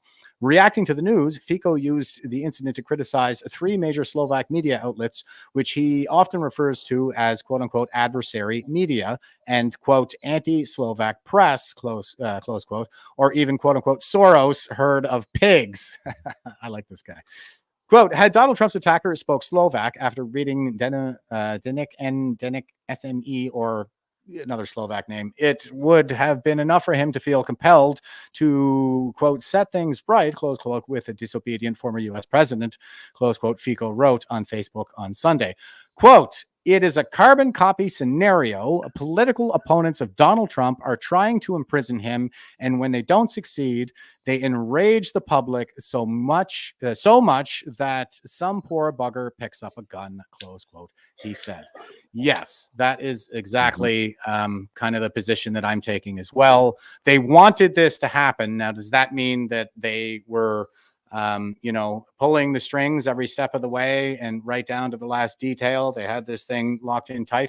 I don't think so. I mean, you don't send, if you're the deep state, like if I'm the deep state and I'm coming up with this plan, I'm going to be like, okay, deep state, here's what we're going to do. We're going to send a 20-year-old who couldn't even make the shooting club in his high school to take out like the most influential man on the planet, and most likely the next U.S. president. No, that's not what I'm doing. I'm not going to send a 20-year-old to do that. I'm going to send a serious freaking sniper to make sure that gets done. So I don't think that the deep state theory really adds up. I think that Fico here has kind of the right take on it, where he says that the political opponents of Donald Trump are trying to imprison him, and when they don't succeed, they enrage the public so much that some poor bugger picks up a gun. And this guy does seem to have been a poor bugger. Yeah, they set up the conditions to make this possible, right? They make everything more likely, and they, that's not only with this, right? Like, they've been doing this for ages, and they're ginning up hate and division and whatnot. It's the same thing that's led to, I think, the attack on me here in town, the attack on Christine Cameron. It's turning into violence on streets in America. We've seen it, but cities burning down, murders, attacks, all kinds of stuff. Saw how terribly they attacked Andy Ngo there way back. We've seen this kind of thing happening in the U.S., but this violence from people that have been radicalized by government officials, by left-wing government officials. They've radicalized these people to the degree that they are committing violence in our streets now. And this is happening in Canada as well. I've been the victim of some of this violence. Yeah. And just some of what you're talking about here, like, and the people at the top, it's like they don't have to suffer with this thing. It's sort of the people that are lower down on the rungs of society. Like that's where all this this violence is going to take place. You know, the people who are inciting this, they're out of harm's way, and they don't give a damn what happens to the rest of us. They hate our guts and they want us to die. So. And that's 100% true, man. Like I've run into people like this, and there's people in Ottawa and elsewhere that do want me dead and would see me dead. I would be dead if they had their way. Like this isn't some type of like over the top thing. I'm saying to get people to like, this is the truth. This is the truth of what I'm dealing with. I live it. I've witnessed it, and it's happening here. Well, I believe it, and here is why I believe it. It's because. Here is the New Republic, the cover. This is from a couple of years ago. I think it was from a couple of years ago. But yeah, the title is American Fascism, and they have Trump made up to look like Hitler. It's very much like a 1932 sort of look to it and all of this. And so, you know, this carries weight, you know, with the general population. And you put this kind of thing out there saying that Trump is Hitler. And when people believe it, somebody like me or Dacey, as he's pointing out here, who supports, you know, say the politics of Donald Trump broadly. I don't want to put words in your mouth there, Dacey, but, you know, if they even so much as suspect that we're broadly or loosely aligned with the politics of Donald Trump, then we're fascists, right? So if they believe that, then the way they behave toward us is quite logical. It's the problem. The problem is with the belief in the first place, right? Yeah, and that's exactly it, right? If there was somebody like a real man, we fought a war. You know, my grandfather went overseas to fight, and I mean, he made it back, but I mean, to stop that evil, right? And that's what every reasonable person would do. I mean, if that was going on, that's what we'd all do. We're fighting a different kind of evil, communism, obviously this time, but you know. When you call someone a fascist, that's like these stickers that I was telling you about. They literally say bash the fash, and they got a picture of a brick on it. And I'm the fascist to them, right? So they're saying they want to hit me in the head with a brick. Yep. And that's true. And they have hit me in the head. So I mean, I was really angry after all the nonsense talk about Jeremy McKenzie, a decorated veteran who's never been convicted of a single thing in his life, coming to town. Yeah, exactly. And you know, everyone's up in arms. And then I'm walking around with seeing these threats to basically threats to my life plastered on posts all over downtown. And I actually did reach out with a few messages to some police officers that I knew and some pictures. And those were down the next day. So I don't know if that had anything to do with it, but I was pissed. You know, I was violently assaulted in Ottawa, and I haven't heard a peep about it. Nothing's been done about it. No one cares. The left joke about it. They want to see more of it happen. They think I deserve it. They think you deserve it if you agree with me. It's absolutely disgusting, and it's only getting worse. And this rhetoric from these politicians who call us the problem, they're the ones that are doing this, not us. Yeah, 1,000%. And Thomas is just saying, Jeff, I can say with all honesty that civil war was averted by Trump turning his head. I agree. Like, that's how close we came to a civil war in the United States. Like, could you imagine the fallout worldwide? Like, not just North America and for Canada, but like worldwide. If the United States goes down, man, like we're all going down. And here's Donald Trump, like he's fighting for all of us, you know. And Jesus, man, it's just unbelievable what they put him through. Speaking of that, here is Kathy Griffiths. Here's a look back on her. So remember this one? This was from early on in Trump's presidency, and she's got the mock head of Donald Trump looking decapitated, and she's holding it in her hand with a very straight face. So and people are posting stuff in these comments too, like Madonna went to the Women's March with the pussy hat on and said that she wanted to blow up the White House and stuff like this. So they're just appealing to all the darker elements of human nature because they want this. And you know, I don't know. I mean, like a lot of us saw this coming years away, and I think hopefully if there's anything to come out of this, like it's going to wake a few people up and people will start smartening up a little bit. You know what's not surprising, but not surprising at all, but the amount of not surprising but absolutely disgusting is the amount of comments like I wish they had hit or too bad he missed, and the people it's coming from. Comments like that about him, and I've had comments directly at me and my friends saying I wish they shot you in the head. So I mean, these people are yelling the stuff that they're encouraging it. it's absolutely disgusting. And people that are saying, like, if you're saying one of those people, you should be absolutely disgusted with yourself. It's completely unacceptable. Well, Tongue in cheek that- or serious, it's completely unacceptable. And these people aren't joking. It's serious. They want to kill us. it is serious. It's just that they're giddy about the prospect of your death or of harm coming to you. They're Disgusting. evil. And the post that I've been kind of sharing out is the left is the mob. The mob craves blood. This is what we have right now is they've whipped up a mindless mob into this frenzy, bloodthirsty frenzy at that. And they want to do us harm and they want us dead. Thanks to these leaders that we have right now and media and so forth. Speaking of perfect example of that, here is Joe Biden just not that long ago. Most importantly, and I mean this from the bottom of my heart, Trump is a threat to this nation. Take a look at what happened. Most importantly, there you go. Yeah. So a perfectly predictable outcome for this kind of rhetoric, right? Yeah, and I mean, this isn't an isolated statement or an isolated time. He has said this dozens and dozens of times when he can string together a sentence. Often it's one like this. And he's not the only one. If you go on, check out X, I mean, there's thread after thread after thread. Some people have put together some really good cuts too of all the rhetoric against Trump. And when you hear it, man, like if you believe even 1/10 of this stuff, the natural reaction is to hate, is to be scared of him, is to want to do something about it. And that's what they wanted. And then the same thing, right? His supporters get that same hate, that same attention. It's not good, and it's not going to slow down. I mean, these people aren't stopping. They're ramping their rhetoric and their craziness up. These are the same people too, right? Like they're calling Trump, he's a threat to democracy, all these things that democracy wants them. These people are throwing their political opponents in jail now. Like they've already done it.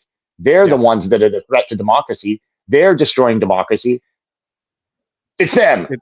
It's projection. Like it's all projection. That's what I'm always saying. That's how the evil mind works, folks. It just projects all of its own evil onto the rest of us. Like, they call us the fascists because they are the fascists. And I saw some people commenting like they're drawing a lot of parallels with the JFK assassination. Now, again, like I'm the guy who's always putting forward this Hanlon's razor, never attribute malice, where ineptitude will suffice. So I'll throw this in. I said it a little bit earlier, but I just pulled this up for your benefit. I will offer this for your consideration. Here is the book that convinced me. It's called Mortal Error. It's by Bonner Menninger, and it's called Mortal Error, The Shot That Killed JFK. And it's based on the ballistics, and that's what it comes down to. That's kind of the hard science of it, right? Is the ballistics, regardless of what anybody will say. Like, if you don't have the ballistics to support your theory, then you don't really have a theory. A conspiracy theory maybe, but not a theory as in a proper explanation. And Howard Donahue was the guy who made the shot. So everybody said it was impossible for Oswald to get 3 shots off and be as accurate as he did in the time that he did. But Howard Donahue was the guy who did it. He replicated that shot. And then he went in, he spent years, decades, diving into all the ballistics and interviewing people and all this stuff. Never really got an audience with the Warren Commission, but his conclusions were that Oswald only fired 2 shots, not 3. The first shot he fired through his scope, which was off, and so he hit the ground behind the limousine. The bullet fragmented, and 2 of the fragments hit Kennedy in the back of the head. That's when his arms went up, and he said, "I'm hit." Because the sight was off, Oswald then used his iron sight, and that was the shot that went through Kennedy's neck and came out the front. It's just that his neck was kind of held together by his collar. And it was the passenger side rear seat. Here it is, the photo here. It says photo showing driver and agent George Hickey shortly after JFK was killed, holding the AR-15 rifle that accidental shooting theorists say killed Kennedy. Yes, that's Okay, I'm gonna blow that up. Okay, so here's the AR-15. This is the follow-on car directly behind Kennedy. This is Agent George Hickey in the back seat. The AR-15, according to everybody who testified at the commission, was ready to go, as in locked, loaded, safety off. In the follow-on car, it was always like that. When Hickey heard the shots from Oswald, he grabbed the rifle. He stood up on the back seat, which is never a good idea when the safety's off. He fell backward, and the fatal wound actually came from his AR-15 .223 round that hit Kennedy in the back of the head and blew the front of his skull out. Now, everybody thinks that Kennedy got hit in the front from somebody on the grassy knoll, but that's actually an exit wound. It's the big wound, right?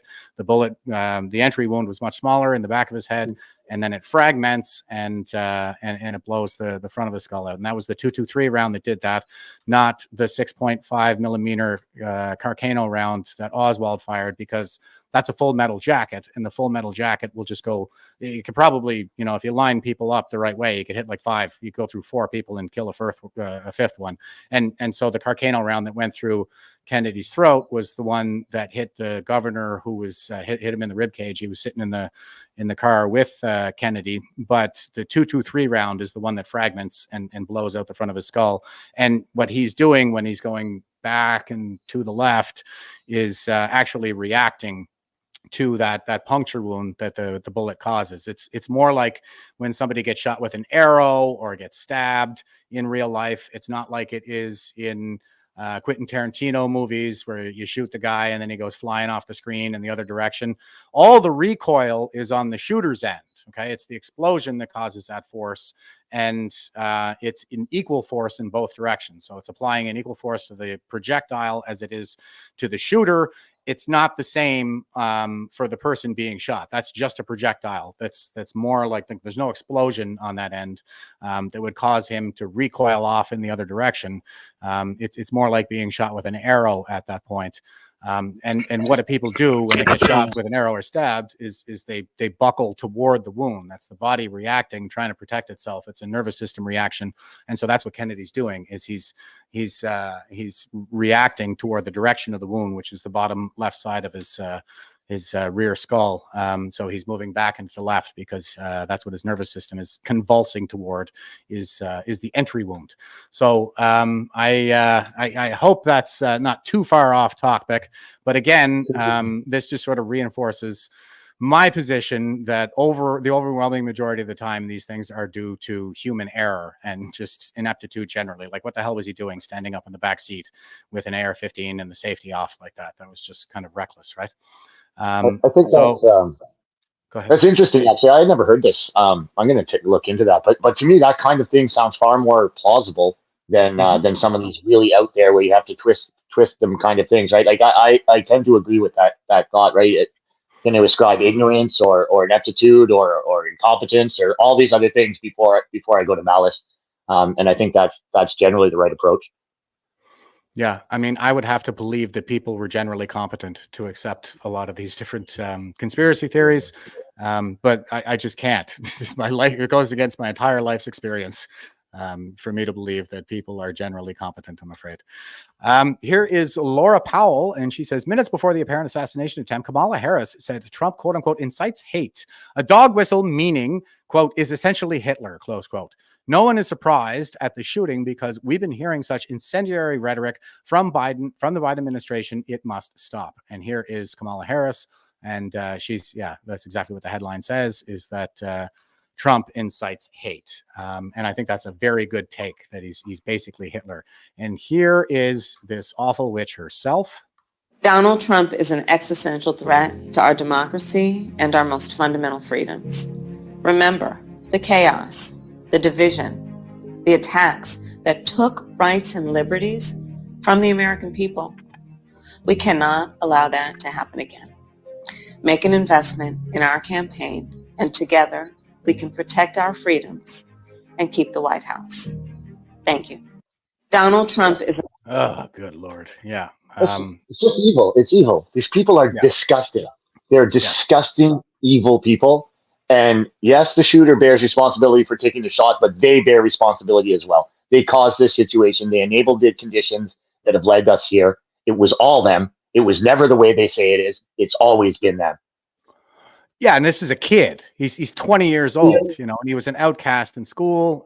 So this is exactly the kind of mind, I think, that And at the same time, exactly, they don't give a shit about people. Like, they don't give a shit about this kid. They don't give a shit about minorities, about any of these groups that they talk about. They give absolutely no shit. They will use these people. They'll use them to get power, to attack us, to turn them insane so that they'll go out and do their bidding and sow chaos in the streets. But they do not give a shit about the people they purport to help. It's absolutely disgusting. And these people are going to be exposed. And Trump is going to win the election. And hopefully he starts cleaning house using the law the way it was supposed to be used. Go after these damn criminals. It's disgusting. And I've had enough of it.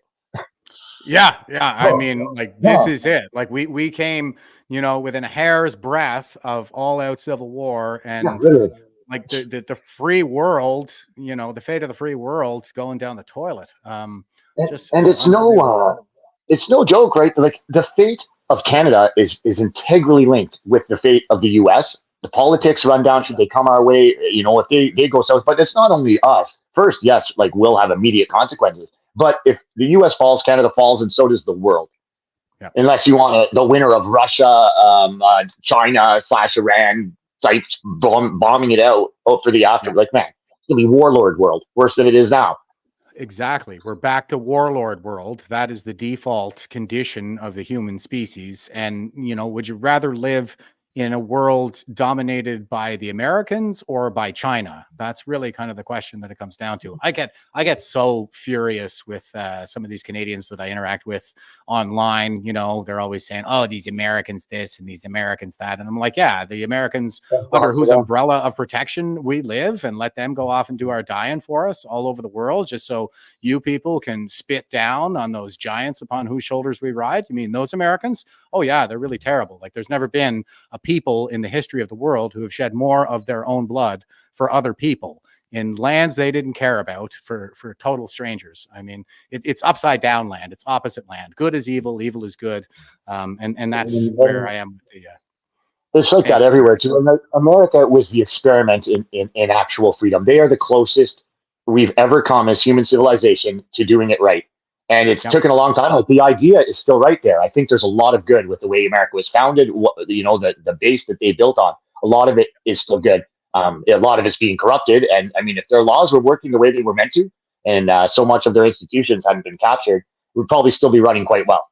There's some rot rotten in there, obviously, and a lot of problems. But I think it's still savable at this point, hopefully. And I think it still is by far the best example of a society that works and a truly free, or the most free, let's call it, society that we've had so far. No one's come close. No, I agree. Absolutely. And I do think, they had the framers of the Constitution were Renaissance men. They were absolutely brilliant. And they gave them a brilliant constitution that has withstood the test of time, as much as any democracy has. You know, it's been since 1776. So, you know, so far so good. And there's some tweaking and some house cleaning that needs to take place. Of course, I'll point out that we're in a fourth turning, as I always point out. It's a crisis era that we enter into every 4 generations. Last one being the World War II, and before that it was the American Civil War, and before that it was the American Revolution, and it just goes on and on and on, all the way back to the dawn of human civilization. The good news is that the fourth turning has a beginning and an end. Like, there's no reason to expect a linear trajectory of history. It has a cycle. It has a cyclical nature to it. After the Second World War, we got the new American high, which was when we got higher standards of living than the world has ever seen, new technologies, and just a better way of life for everybody. So we do have that to look forward to, assuming we don't fall to tyranny within this fourth turning. But I do tend to think that the tide is turning, and that this assassination attempt is probably going to do a lot to drive that momentum in the direction that we want to see as well. And somebody was just asking, sorry, I'm going to throw one thing in here, because somebody was just asking, Debbie was saying, so the shot to the neck of Kennedy, would that have been fatal? It would have been, probably, had it not been for Howard Donahue's fatal shot to the head. And Thomas was just saying, Jeff, could you ask Dacey, do you have an update for your vids this afternoon? Freakland in Sockboys up. We'll get there. Yeah. Um, Not the update everyone wanted yet, but maybe that news will be coming soon. It will be. I got you lined up, brother. I'm just trying to, make my way through. I'm building to it. And it might be a little bit long here today. We're coming up on the 2-hour mark already, but there's a lot to talk about, guys. We were just talking about, Kamala Harris and her saying that Trump is an existential threat to society. And before that, we saw, here is Joe Biden saying, most importantly, and I mean this from the bottom of my heart, Trump is a threat to this nation. So this is the kind of rhetoric that got us to this point. And here's average Joe on the internet and what he thinks about it. You know what else I'm sick of? You know what else I'm sick of? I'm sick of hearing he's a threat to democracy. He's a threat to democracy. How the fuck is he a threat to democracy? How? Because this isn't a fucking democracy. It's a fucking republic, and I'm tired of hearing you say this shit. This is not a democracy. This is a republic. And how is he a threat to the republic? Because he was there for 4 years and he gave you the greatest fucking economy in human history. You were the safest that you ever been, ever in your life, and you had the greatest energy independence ever in human history, in United States history. So how was he a threat to the republic then? He was a threat to you. That's why you was fucking with him the whole entire time now he was there. And the same media that lied about Joe Biden being okay and everything's going on and he's the greatest fucking president, and all you motherfuckers that told everybody to vote for him, all you liars, is the same people that kept saying all that shit about Donald Trump that was a fucking lie. And all the people see it now. So now it's up. The jig is up. The griff is exposed. We know none of you motherfuckers are really leaders, and someone is your puppet master. We're going to put Donald Trump in office. Doesn't matter who you pick. We're not fucking with none of them. None of them. It's over. So, yeah, that's what I mean when I say I think the tide is turning. It's a big machine. It's got a lot of inertia. It doesn't turn on a dime, but it does seem to be coming around to the right direction. What do you think, Dacey? Yeah, and I've actually been saying this for a while now. I think we've been in the process of the turn for a while, and it's it's a slow thing at first, right? You start noticing little signs and whatnot, but often where the signs come later on, and the actual results come later than the turn. You start to turn before you really realize. And I've been saying this for quite a while. I've noticed a shift in the public at large, in the people around me, in politicians, and in everybody. I've noticed a change. So I think things are changing. Still, a lot of damage is done that we may not have seen all the results of, right? So there's going to be stuff that the consequences are sometimes shifted and delayed somewhat from some of the stuff we've been through. So not saying we're out of the woods and we don't have one heck of a fight and there's not going to be suffering and a lot more craziness. There will be. And as these people realize that their time is up, and it gets closer to these elections, same thing here in Canada coming for Trudeau's election. As this gets closer, these people are going to be more and more desperate. Their rhetoric will probably increase. They'll start throwing more and more crazy Hail Marys. They'll try anything. They're like wounded animals stuck in a corner, and a wounded animal is dangerous. So we have to be ready. But I think we're heading in the right direction. It's certainly going to be an interesting next year, and who knows how long. But man, I think we're heading in the right direction. Yeah, I think so. I think we're gradually turning this tide. And very well said, too, like a wounded animal. Like we have desperate tyrants on our hands who will do anything to cleave to power. And it is a very dangerous situation for us to be in. No joke about it. But here's some more average Joe footage here. I'm just going to put my dog outside while this plays. 1 sec. You remember what you caused. This is your fault. Why you? This is your fault. Every last one. This is your fault. This is your fault. This is your fault. I got you. Easy. Thank you, sir. Your fault. This is your fault. You remember. So this is from the Trump rally in the aftermath of the shooting, and the attendees are just screeching at the press who are there, and they're saying, this is your fault. You did this. So there's a lot of anger and a lot of people are fed up, but they're not like resorting to violence or anything like that. They're expressing that's a righteous anger. Yeah, the press is responsible. The press is evil, and they are complicit in the evil that these governments have done. They are the propaganda wing of the government. They've chose to do this. They are spineless cowards doing the bidding of evil tyrants, and they deserve the scorn they get. I'll be happy when they're unemployed and they're out of there and they don't have their money. These people can never hack it coming up against me or you or anybody else out there trying to do, media work now. But like you say, we're not violent. We're not going to go attack them. They'll end up where they're supposed to be. They're going to lose their jobs, and the world has a way of taking care of these things. I tend to look at it as, God handles that kind of stuff. I don't have to worry about it, but they deserve everything that's coming their way, and violence isn't the answer. They'll get what's coming to them, just like everyone does. No, I mean, we're better than that, right? Like we're the civilized people, and we're dealing with savages. I think we should treat them humanely at the end of the day, but at the same time, there needs to be accountability for severe scorn and ridicule every time you see them. Yes, absolutely. Shame them, mock them. You got to mock these tyrants. They can't take it, and that is what they are lacking. Obviously, is shame. That's what they need, and it's up to us to give it to them. So. And speaking of shamefulness, here is a clip from CBC that Odessa is sharing out here. This is in the immediate aftermath of the shooting. Here we go.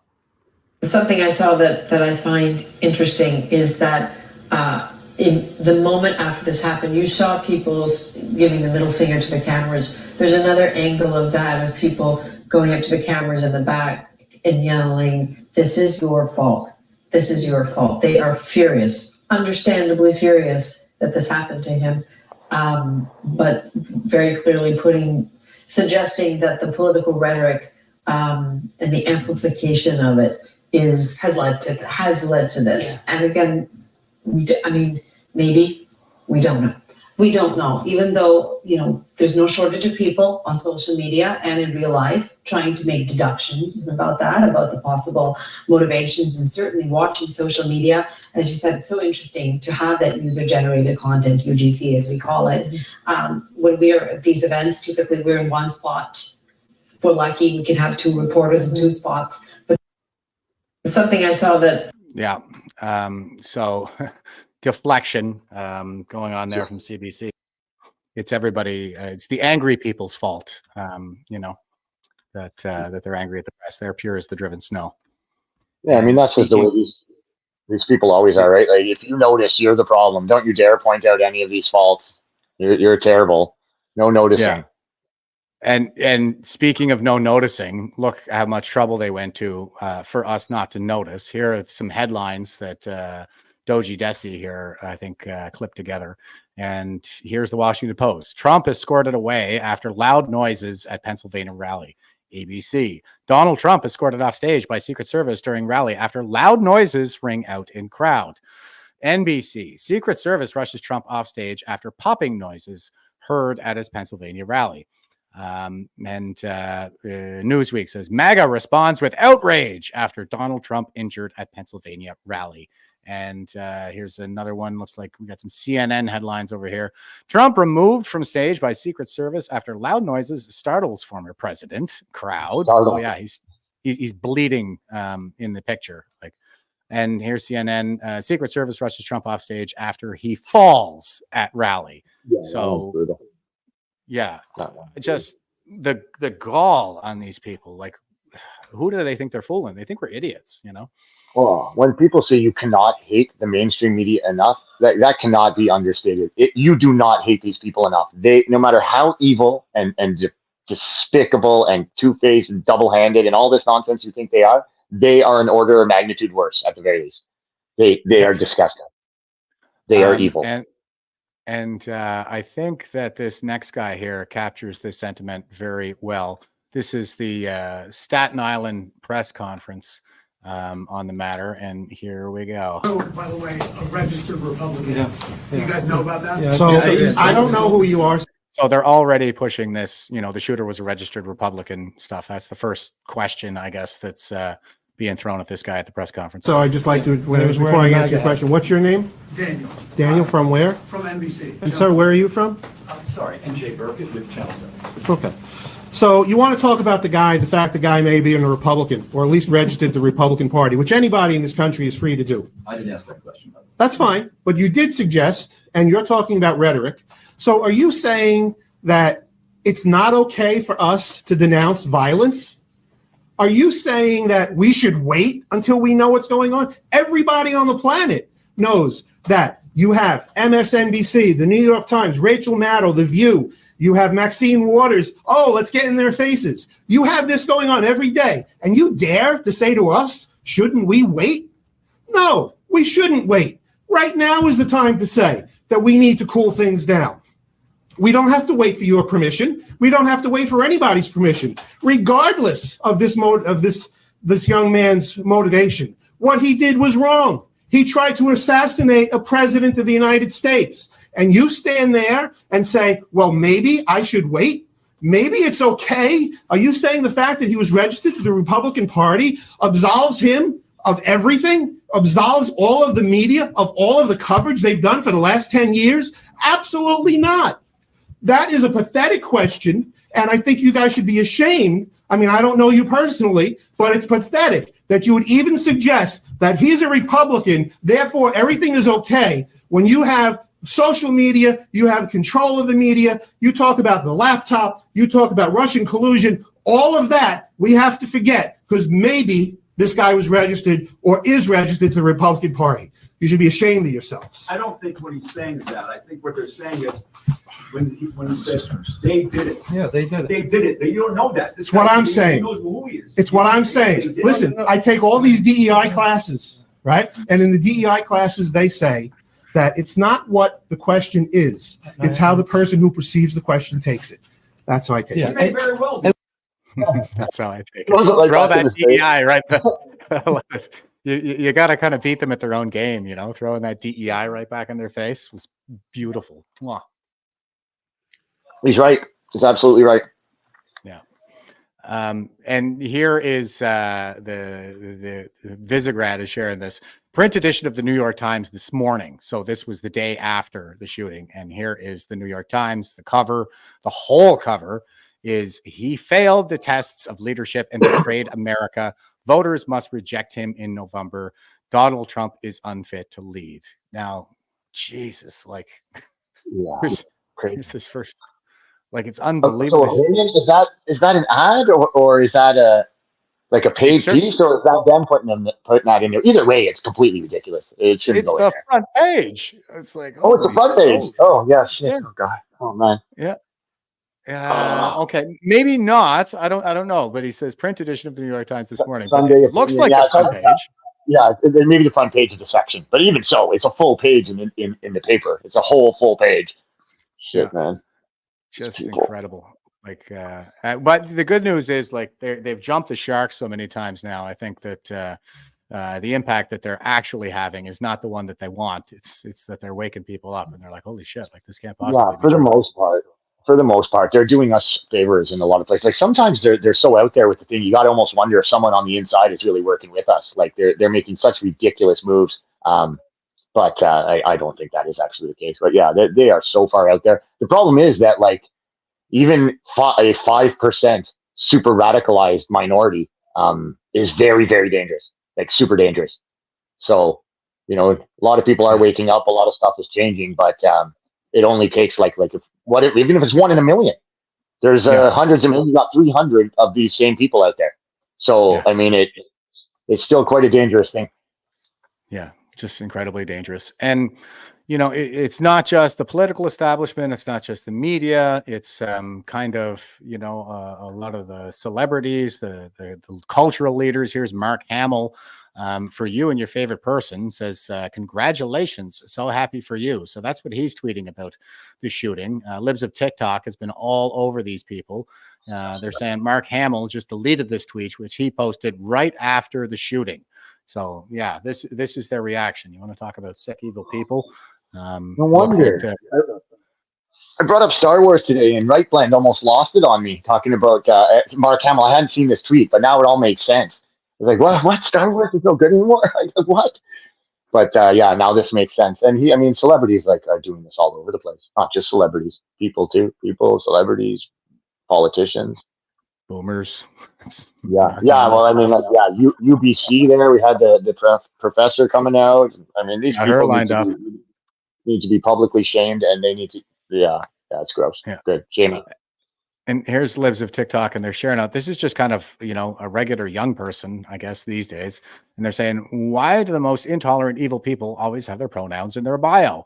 And here is what this person is saying. I don't care that man is a racist, rapist, pedophile, bigot, etc., and deserves every bad thing that ever comes to him in his life. And the shot shouldn't have been missed. And she's got a smiley face. This is, I don't know, just their bio and stuff. And, you know, she, her, it's right there. So the pronouns are in the bio. That's how the evil people identify themselves. Here's libs of TikTok again, and they're just showing these are some average people now on social media, and they say they keep exposing themselves as the POS people that they really are. And here there's a news story that's being tweeted out. Breaking: Donald Trump was whisked off the stage at a rally in Butler, Pennsylvania after loud noises rang out through the crowd on Saturday. And this guy here, Daryl Andre, is saying, too bad they missed.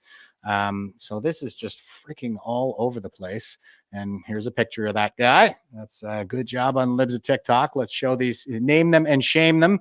Here they are again. Meet Tony Bendel, a firefighter in Sudbury, Pennsylvania. He's upset that the bullet missed. A bullet did hit Corey, though, a rally attendee who was also a firefighter. That was the guy who tried to shield his family and probably did so successfully. This is especially disgusting coming from a fellow firefighter who, someone who's supposed to protect others. Yes, I tend to agree. And here's Tony, who says, too bad it didn't hit him square. Here he is getting his profile deleted, I guess. Oh, someone reported my post. Oh, and now he's gone. Here is Tony. This firefighter, I guess they can be scumbags too. And here they are again. This is absolutely deranged and evil. This is Destiny.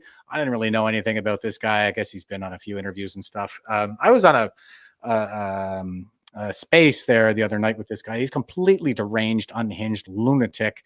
Believes that Donald Trump is an insurrectionist. Like, that's the problem, is that he believes that. And so again, like his behavior is quite rational if you start from that belief. It's the belief that he starts from that's the problem. And Destiny is saying, a person in a crowd cheering for and supporting a traitor to this country caught astray. I'm so sad. Please. Yeah, he's talking about the firefighter who was shot in the head shielding his family. That's disgusting. And here he is again. And somebody is saying, you are such a disgusting bitch. I cannot believe your shit right now. And they're showing the blood and the bleachers. Like there's brain matter there too, if you zoom in. And Destiny is saying, all I see is Biden up 1 in Pennsylvania. Just like, oh my God, evil people, right? Dude, yeah, and I've been watching, like, and I still sometimes, man, it just hits like that is so far beyond disgusting. I've been reading this crap too for 2 days. Like, they're talking about a father and husband, fire. I think he was a fire chief. Spent his whole life giving for others, and until the very last second, as he died protecting his family. Only the good die young. Yeah, man, and these people are cheering it on. It's absolutely disgusting. And I mean, it's idiotic. These are psychopaths. They're showing themselves.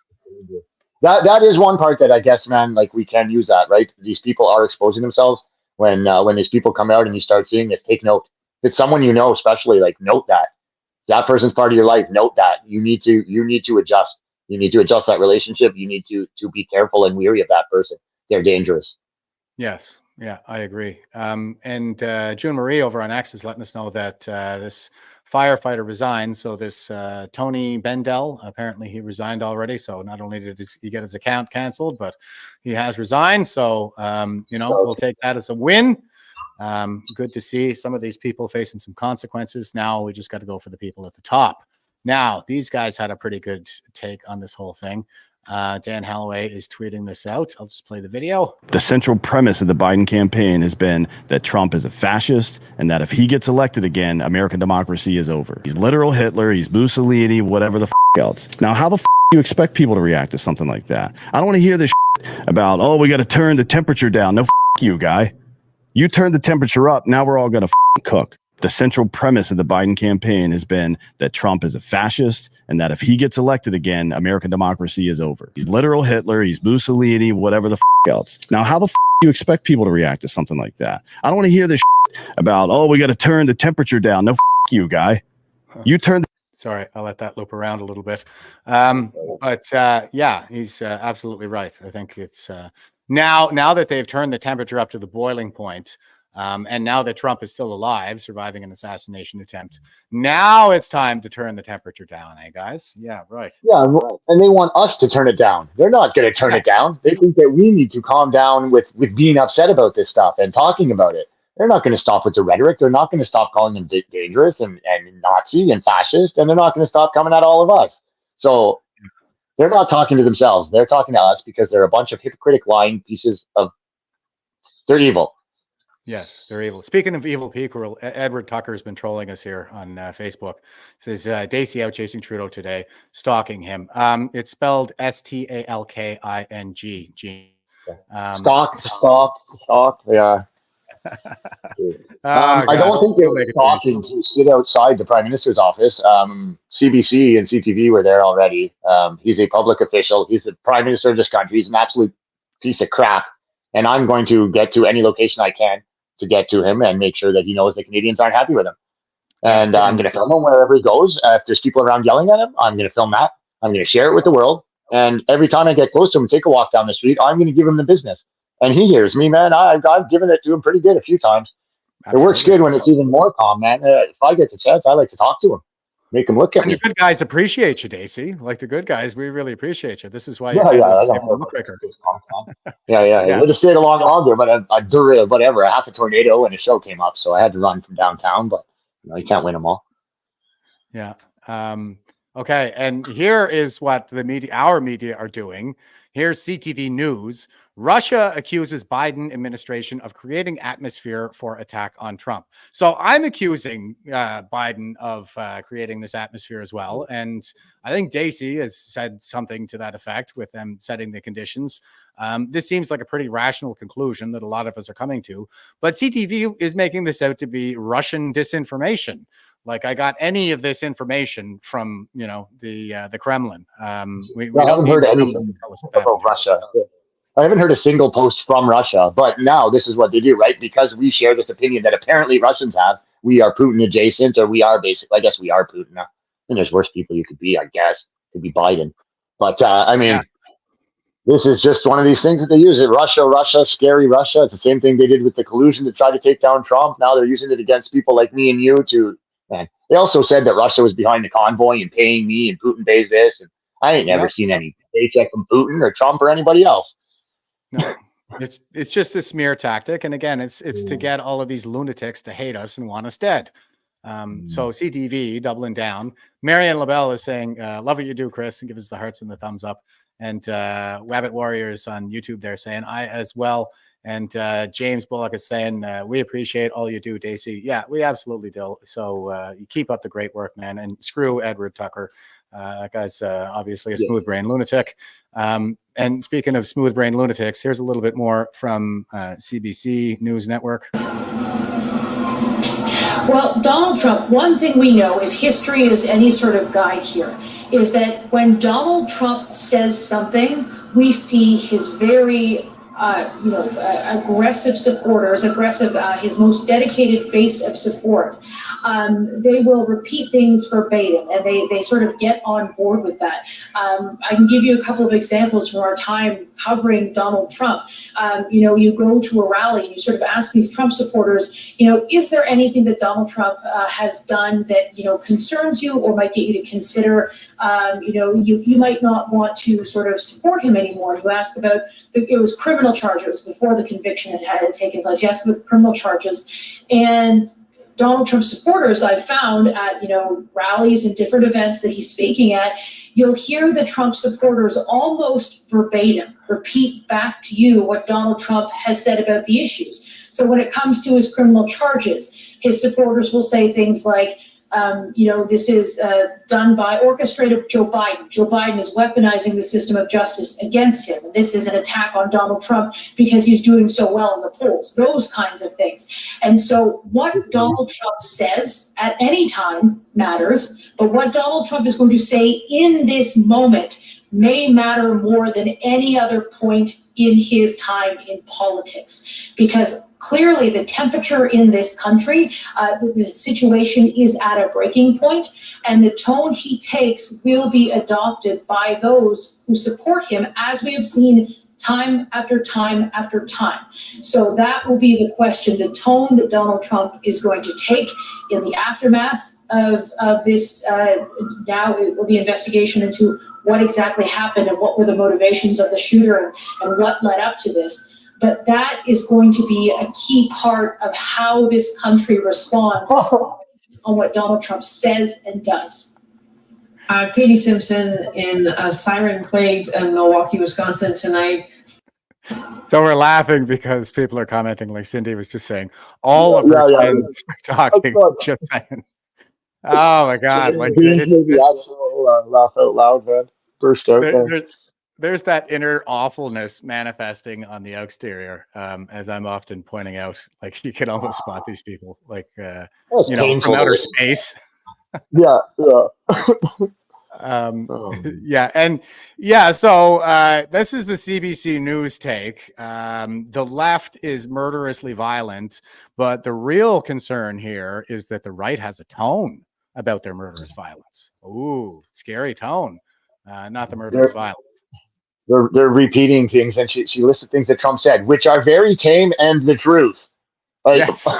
Biden has weaponized these things. It's all off there. They have like trumped up the most ridiculous made up crimes that anyone has ever been accused of ever.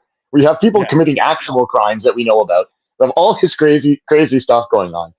Oh my goodness. It's like the nerve of those people. They're repeating Trump's talking points. The truth, man. That's called, they're repeating the truth. Yeah. Not Trump talking points. If it comes out of Trump's mouth, then it's not truth. That is the position that they're taking. So it's just absurdity abounds. Okay, here is another CBC News Network take. Sorry, guys, but we got to see what the other side is saying here. And this picks up a little bit, I think, on what Alex was talking about. What will Donald Trump say? Again, back to rallies that I've attended and rallies that we've all seen on television over the course of years now. We've seen him in an animated fashion, when a demonstrator rises up, right? Get him the hell out of there, right? Things like that kind of language that Trump has used. And at other times in other circumstances, the kind of language that goes down the path toward violence. How will Trump respond to this verbally? What will he tell the MAGA crowd about how he is, about what he thinks about what has happened? What will they think? To where Steve and Alex are in Milwaukee. Sorry, look at this guy. All these people are giving the finger to the media. It's freaking glorious. Looking up the guy talking in real time almost, man. Oh. Yeah. Yeah. Well, yeah, he might as well be talking to this guy who's narrating on or giving the finger to this guy who's narrating on CBC News Network. It's pretty great. I'm supposed to go tomorrow. There is a giant security perimeter around the area where the convention is slated to happen. Security is about to go up, times 100.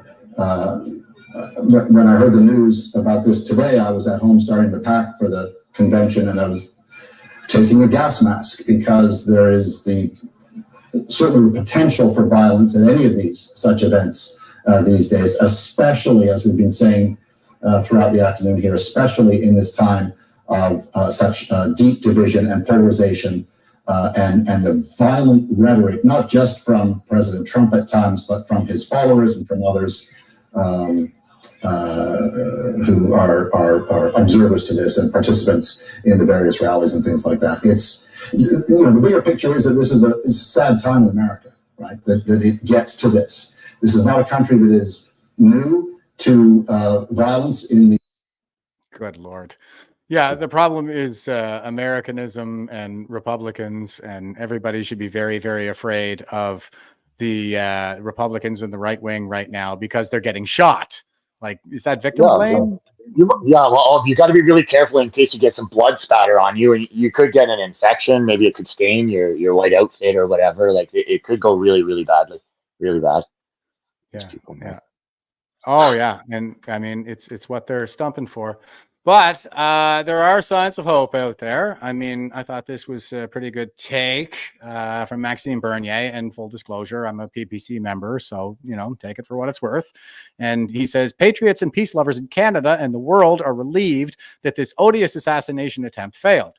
The extreme polarization, contempt for human rights, and warmongering pushed by the globalists and the radical left are turning our world into a tinderbox. Let's redouble our efforts to fight extremism and violence and find peaceful solutions. Yeah, I think that's some pretty good messaging there. Coming from leadership, and Pierre Poilievre surprised me as well. And I hate this guy, full disclosure, but here he is saying, I condemn in the strongest terms the attempted murder of former President Trump today. I'm relieved he's safe. My prayers are with other innocent people harmed or killed by this heinous act. I am also happy that the suspected shooter is dead. Democracy must prevail. And of course, he took all kinds of heat for that online, saying, I'm glad the shooter is dead, but you know what? I'm glad too. Yeah, me too. And I was actually surprised to see him write that. But I mean, that's one. I'm not going to fault him there. He's right. I'm glad he's dead. That shooter deserves to be dead. He got exactly what he deserves. I mean, he's right. So yeah, I think so too. When he's wrong, I'm happy to tell you, but he's right there. Yeah, and I agree. I'm not a Poilievre guy or anything like that. Like I tear him to shreds most of it, but I give credit where credit is due, or I try to, So I thought that was really good. I was like, wow. And you know what? It was like he's putting that in there. The rest of the tweet could have kind of stood on its own. Without even putting that line in there. Like he could have just went, I'm relieved he is safe. My prayers are with other innocent people harmed or killed by this heinous act. Democracy must prevail. But he took the extra step to say, I am also happy that the suspected shooter is dead. And I think he did that just to trigger the wokesters. So good on Pierre for this one. Like I said, credit where credit is due. I'm quite pleased with that tweet.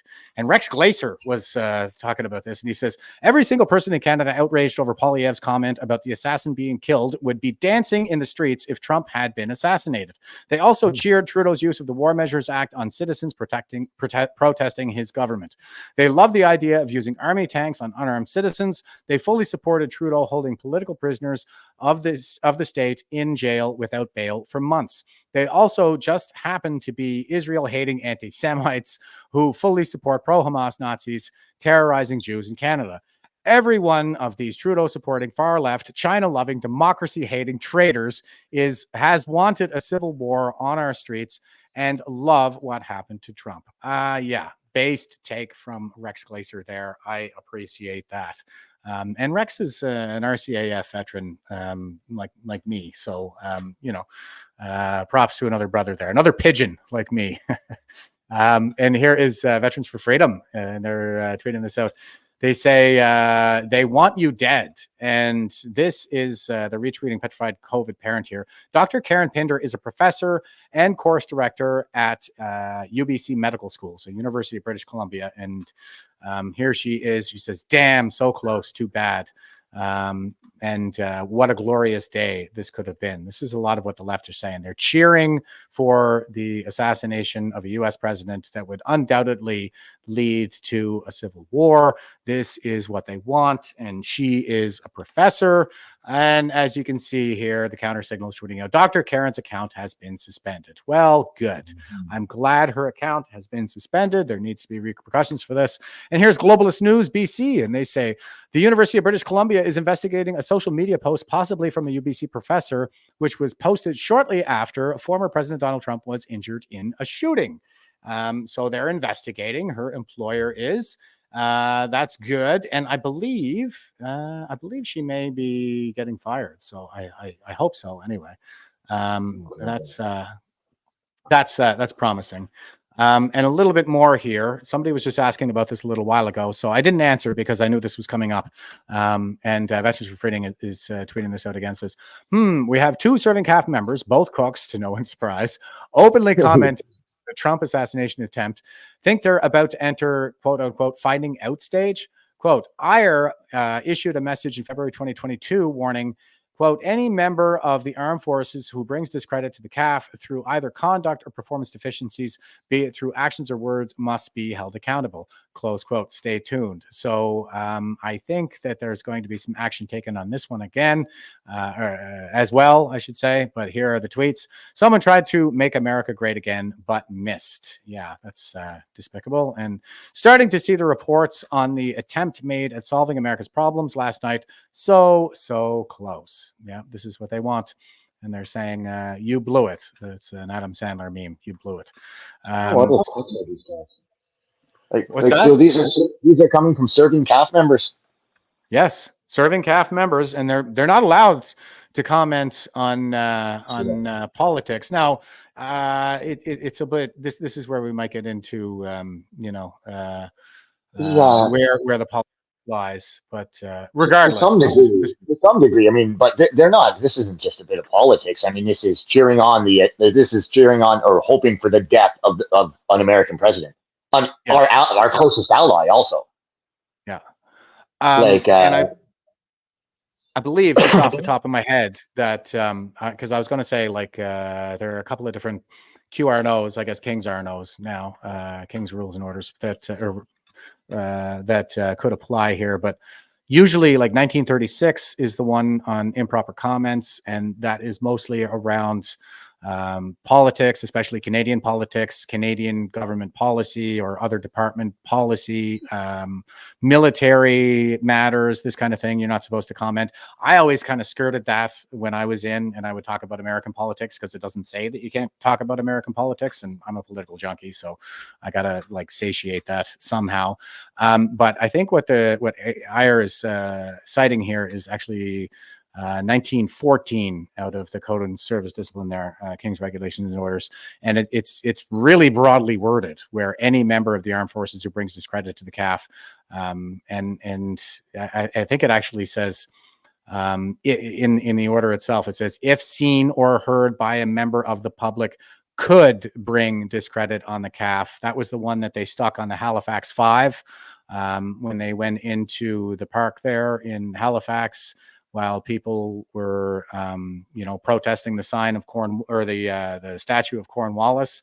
And those guys, I mean, I showed the whole video here on a previous live stream, and those guys said things like, Canada's a pretty good country to live in. And for that, they got slapped with QRNO 1914. If viewed by a member of the public, could bring discredit on the CAF. And they really honed in on the word could for that one. So we'll see if this applies in the other direction, if it applies to these left-wing lunatics the way that it does to just kind of regular people. So that remains to be seen. I won't hold my breath on that one, but let's hopefully we can hope. Yeah, fingers crossed. Thomas is saying 5F for them. Yeah, I mean, God willing. So the 5F is fired for military. They're for all the pogues out there who don't speak military. Okay, here's Adam Beas, and he says, disgusting. Everyone should contact media at University of Ontario, Guelph.ca, I think, and ask the University of Guelph why their far-left woke educators are celebrating the attempted assassination of Donald Trump. And so here is Sho Jacobs. This is an adjunct associate professor, Department of Management, and she was tweeting out, when 4 inches really matters. Here's the aftermath of the incident as it unfolded on MSNBC. It was probably less than 4 inches, but you can see how they're hoping for the death of a president that would undoubtedly lead to civil war. I think she's trying to make some sexual innuendo there as well, man. She's being doubly gross about it. Yeah. Well, she's on the left, so. Yeah. And this is what we got to do. Like turnabout is fair play with these people. They've been coming at us forever. I am not a fan of cancel culture, but these people deserve what they get. Screenshot it. If you know them, make sure people know. They want to do this. They're posting this publicly. This is what they believe. Let's just make sure that everybody really knows what they believe and let the chips fall where they may. Yep, I agree. Yeah, and this is why, I've heard some debate around this. This seems to be coming back, where even people like in the X spaces are saying somebody like Destiny that I showed there a little while ago was absolutely disgusting. He should be demonetized and these kinds of things for saying this. I don't think so. I think I'm basically a free speech absolutist. If it's not incitement, if it's not covered under the criminal code, then let her fly. And let's just let these people do all our work for us. Like, we don't have to go digging around. They are so emboldened at this point that they will show themselves for who they really are, and get it all out there. And let's let's make sure that we keep records and criticize. I don't want to force these people underground where they're just going to go into some Trantifa chat and organize, and these ideas can fester. I want to get it all out in the open. Sunlight is the best disinfectant. Let's let these people show themselves for who they are. Yeah, I tend to agree, right? Let them expose themselves. We don't want them to be banned. We don't want them to be taken down. We need everyone to know exactly who these people are so that we know what we're dealing with. Let them out themselves. And that's what they're doing, man. They're so quick. They can't help themselves. They out themselves every time. So just got to let them, and then we'll go from there. Yeah. And here is another one, Vicky Campbell with the Canadian flag. This is another one of these leftists on X here. And Kevin is saying, just did a wellness check on the left tonight. It's not going good. And he's doing the rolling on the floor laughing. Vicky Campbell is saying, unfortunately, I believe the people who died and were injured during Trump's fake assassination attempt were casualties of a bad stunt gone wrong, just like the people who died and were injured on January 6th. And again, all because of effing Donald Trump. Well, I mean, the January 6th one, of course, they're still cleaving to that idea that it was an insurrection when, the only person who was shot on that day was one of the protesters. She was a 14-year Air Force veteran shot in the neck for climbing through an already broken window, already inside the Capitol.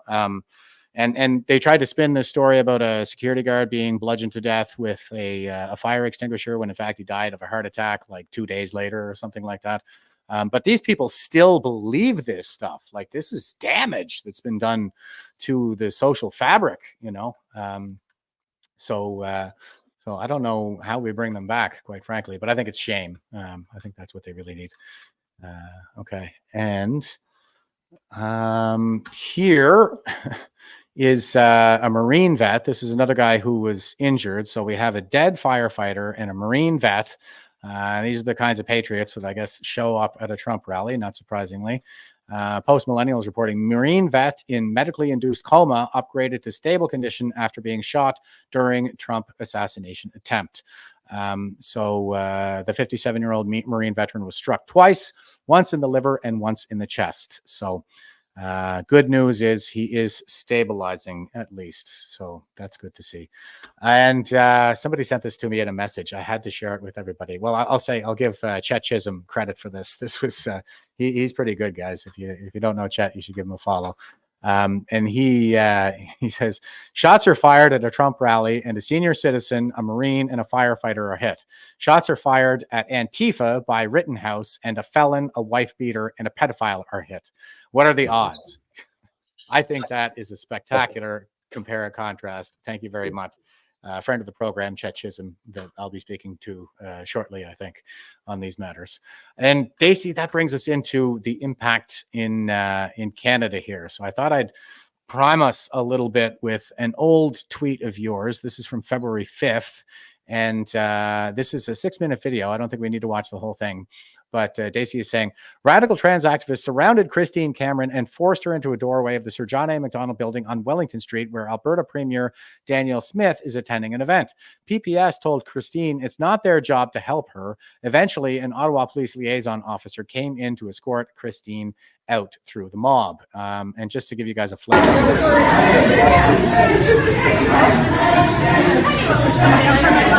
You'll have to deal with those guys, not me.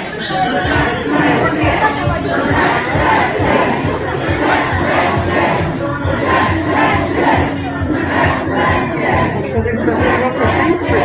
Make sure you get the eyes so we can get, yeah. Perfect. That's the best view ever. Good view. You come close to me, look at this is my personal space. Don't come any closer. I will defend myself. Oh, that's a fake laugh. You don't think I won't?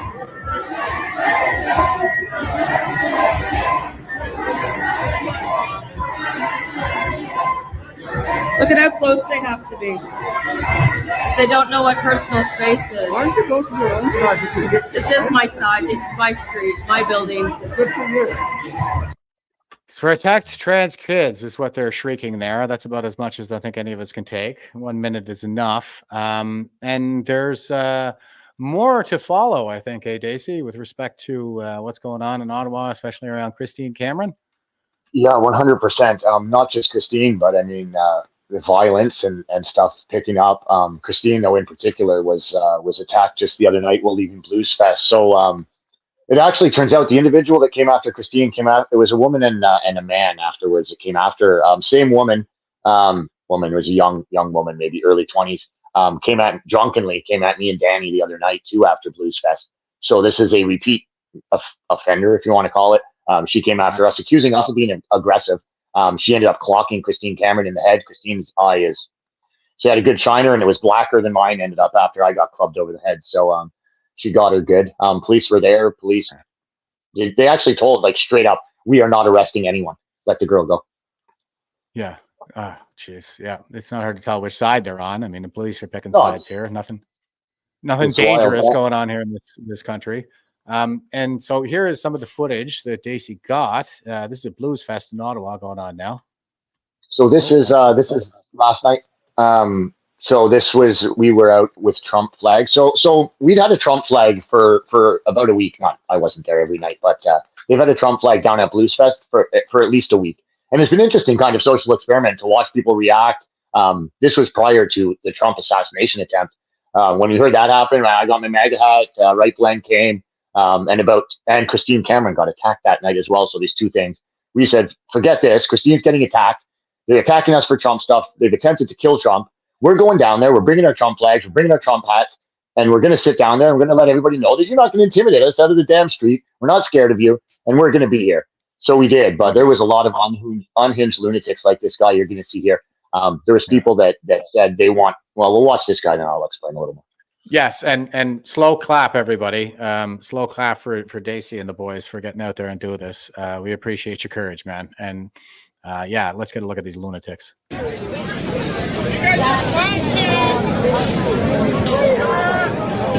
I wish they hadn't missed, bitch. The psychopath. Yeah, wish they hadn't missed, bitch. That's what it says. Straight up. So that was, I mean, there was dozens and dozens and dozens of people who said the same type of thing. Basically, there's people that came by. I tried to get the audio, but there's someone that came by and said, "I wish you all had bullets in your head." This is all being done within, feet of Ottawa. You can see the multiple Ottawa police cars. There's quite a few police around. They watched people scream and yell at us, wish death upon us. Did nothing about it, obviously. Some things are allowed, right? You can wish death upon a right winger or Dacey or his friends, but I know it wouldn't work the other way. Yeah, and we're getting lots of comments here, like Danielle is saying, thank you so much for flying our Trump flag. Much respect, Dacey. 1,000%, man. Oh yeah, I love it. Make America Great Again, number 45, and it's going to be number 47 as well. Can't wait for that. Now, you guys did a little bit of a video here. I think I'll just let you tell the story. I'll show about a minute or something here where you guys were talking about what happened to Christine as she was leaving Blues Fest. I'll just show like a little bit of it, and then you can come in and fill the rest. And decided to jump back and sing from what I heard, because I turned around and nobody was. I was left on myself on the little island that we're on. So they physically attacked her, though, right? They physically attacked her. Yeah, they fucking the girl, the guy's girlfriend, gave her a shot, and the guy gave her a shot.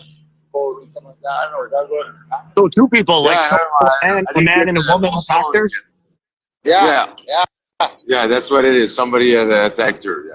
And then I got wind of it, and I went right at the fucking guy. Yeah, well, thank God you were there, man. Did you make contact with either of them, or what happened there? I made contact with him, but I wouldn't hit the girl. He was attacking me from the side while the guy gave it to him. Yeah. And I fucking kind of tripped. He hit me in the side. He pushed me at the same time, and I lost my step. And then I got the best of him. Yeah. And did the police make contact with those people, or what's happening there? Hit their names and that's it, and they let them go. So Yeah, they released it. So two people attacked Christine. Christine's injured. I saw her on your live, Danny, with ice on her face. And the police allowed those two people to just leave. Yes. Yeah. Yeah. And like, All right. he made the first shot at me. And I think that's about the bulk of it there, Dacey. Do you want to fill us in on any additional Yeah, details? so basically what happened as Blues Fest was clearing out, Christine Cameron actually is a volunteer at Blues Fest. She's been volunteering there for like 18 years. So she finished her shift, she walked out, and the same person actually, weirdly enough, I didn't know this till afterwards, but same person that came at me and Danny the other night, was coming by, giving the double salute there, and Christine called her a liberal or something. Hey, thanks for letting me know you're a liberal, like you're due. And the girl just said, she just can't help herself, right? She's trying to antagonize. Christine called her a liberal. So she engaged further. She came over and got in Christine's face, started giving her crap or whatever, and this went on for a little bit. So Christine gave her a bird. The girl slapped her and pushed her. Christine pushed back. Not because Christine said she's going to defend herself, and the girl turned and cracked her right in the head. And then the guy got involved. But they had to. So there's police all around. Police watching everything the whole night. I mean, dozens of officers in the area. They witnessed this going on. Nothing happened. They had to chase down police. Multiple people that were around had to go and flag police. Christine had to run around trying to point out the person who had just assaulted her, had to force police to even go and identify them or even make contact. Police actually responded to her. I also have this video. It's not out yet. Just going to figure out the best way to post it and whatnot. But I actually have video of the police straight up saying, we're not arresting anyone here, before knowing and see a single thing. They didn't know what happened. They just knew maybe Christine had been attacked or whatever, but we're not arresting anyone. What kind of blanket statement is that to make? Yeah. It's absolutely ridiculous. So, I mean, the police are out here after just having made a huge deal about Diagolon and talking about violent, ideologically motivated violence extremists. We hear this all the time. They're talking about this. When we have these extremists in our streets, they're left-wing lunatics. They're completely unhinged. They're committing violence in our streets on a regular basis. The police are ignoring it. They're refusing to act. They won't arrest these people. They tell you they won't arrest. When something happens, they let them go. There's no follow-up. There's no charges. We don't even know who these people are. We don't have their information, so we can't even file a private prosecution if we wanted to. So, I mean, it's absolute lunacy. And this violence has been escalating in our streets. The rhetoric is escalating from them. And I've been attacked. Christine's been attacked. Other people I know have been targeted and attacked. And these aren't like little, these aren't internet name callings. These are violent physical attacks in the streets of Ottawa. And I'm sure this isn't the only place it's happening. I just can only speak to what I've physically endured and watched my friends endure. But this violence is taking place in our streets, and it's getting worse. Yeah. And you mentioned that there was this girl involved, and I think we're suspicious. Yes. Perhaps this is the one who was involved in the assault. I'll just a little bit of this clip here. She came. So set us up here. She came up to you guys. Yeah, so this was Tuesday night of last week. So this was a few nights before Christine got hurt, which was Saturday night. Same girl. I'm 99% sure. I have long video of the other night too, and I've got some pictures that we've been able to compare. So we were just sitting. This was after I forget who it was. It might have been Jelly Roll. Anyways, after one of the concerts this week, and we were just sitting after the show, like kind of on on chairs, like camping chairs, just hanging out, minding our own business. Really, we had a flag with us probably, but this woman comes up and starts engaging us. You'll kind of see, but she just goes off. What kind of flag was it? Just Well, we had a Trump flag, a Canadian flag, but yeah, we had a Trump flag that said "F your feelings," Trump 2024, F your feelings. Nice, love it. And this leftist is triggered, so here she is.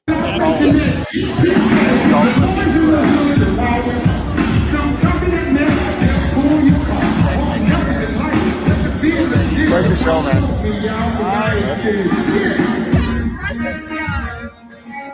So she says, "Look how aggressive we are." Yeah. Yeah. So she's coming up to them and saying, "You're so aggressive." So before I started filming, like she had done this a bit and kind of yelled. That's why I started filming, and then she kind of did the provocative dance before coming back and calling me aggressive. Like, so she had kind of been going for a bit, and I'm like, "This is too not much." So I turned my camera on. Kind of glad I did. Yeah. I'll show a little bit more of this here, just about a minute or so. Just to give you the idea of what's going on here. Listening to the show.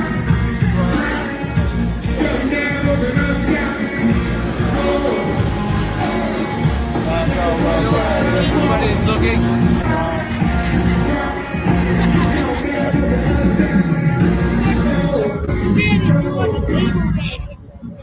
Fuck that shit. You gotta go. We're so aggressive. Yeah. This is different. Yeah. Focus on the non-aggressive people. Who's standing over us? Yeah, she's walking over to you, standing over you guys and saying, "You're so aggressive." Projection much? Like, good Lord. This kind of continues for a while. Eventually, Danny kind of gets her to admit that, well, I also hate my government. We're like, we're making progress. Yeah. And then she kind of gets into it. But I mean, it's also she's drunk probably, but same type of thing, right? She comes over, she's literally up over top. If a man did that, I wouldn't let a man stand up over me like that, man. No.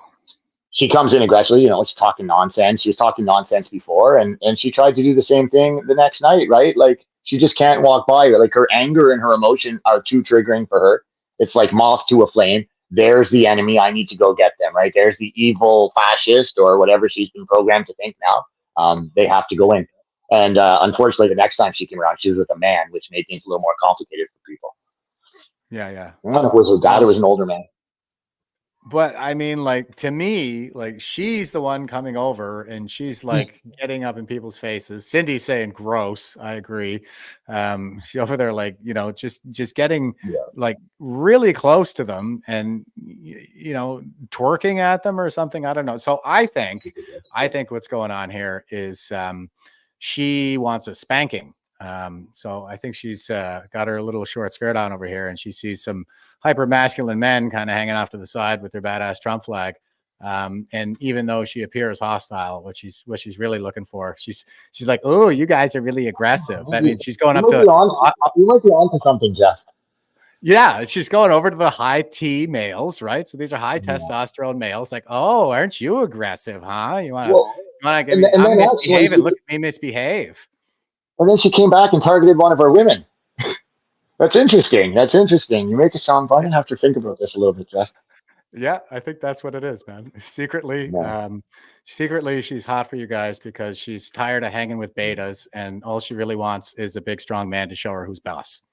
I kid and I joke, but this did end in violence for Christine, right? And like when it's a 90-pound whatever small person, okay, she was armed, that would be different. But like you do get very hostile, angry, bigger people too coming at us. This was just an example I had from this week, and it's also hilarious, kind of. It's hilarious, and it's like terrible, kind of like if you can't laugh, what can you do? People get at me for saying stuff hilarious sometimes, but like, man, it's hilarious and terrible at the same time. That's possible. We do have to laugh too, guys. Like, humor is a coping strategy, and there's the only thing blacker than Trudeau's heart is a soldier's humor. So no matter what it is, I'm gonna joke. I got to get ready to jet here. Maybe for just for the people asking, I did wait for Freeland outside Trudeau's office for most of the day, or for a good chunk of the day. Freeland did end up going to his office, so the rumor was that she was maybe coming in. She was in for meetings. There's been a lot of rumors speculating that she may be out. So kind of the scuttlebutt was that Freeland would be out as deputy PM, headed to Foreign Affairs, Jolie out at Foreign Affairs, and then a by-election to try to get Carney in.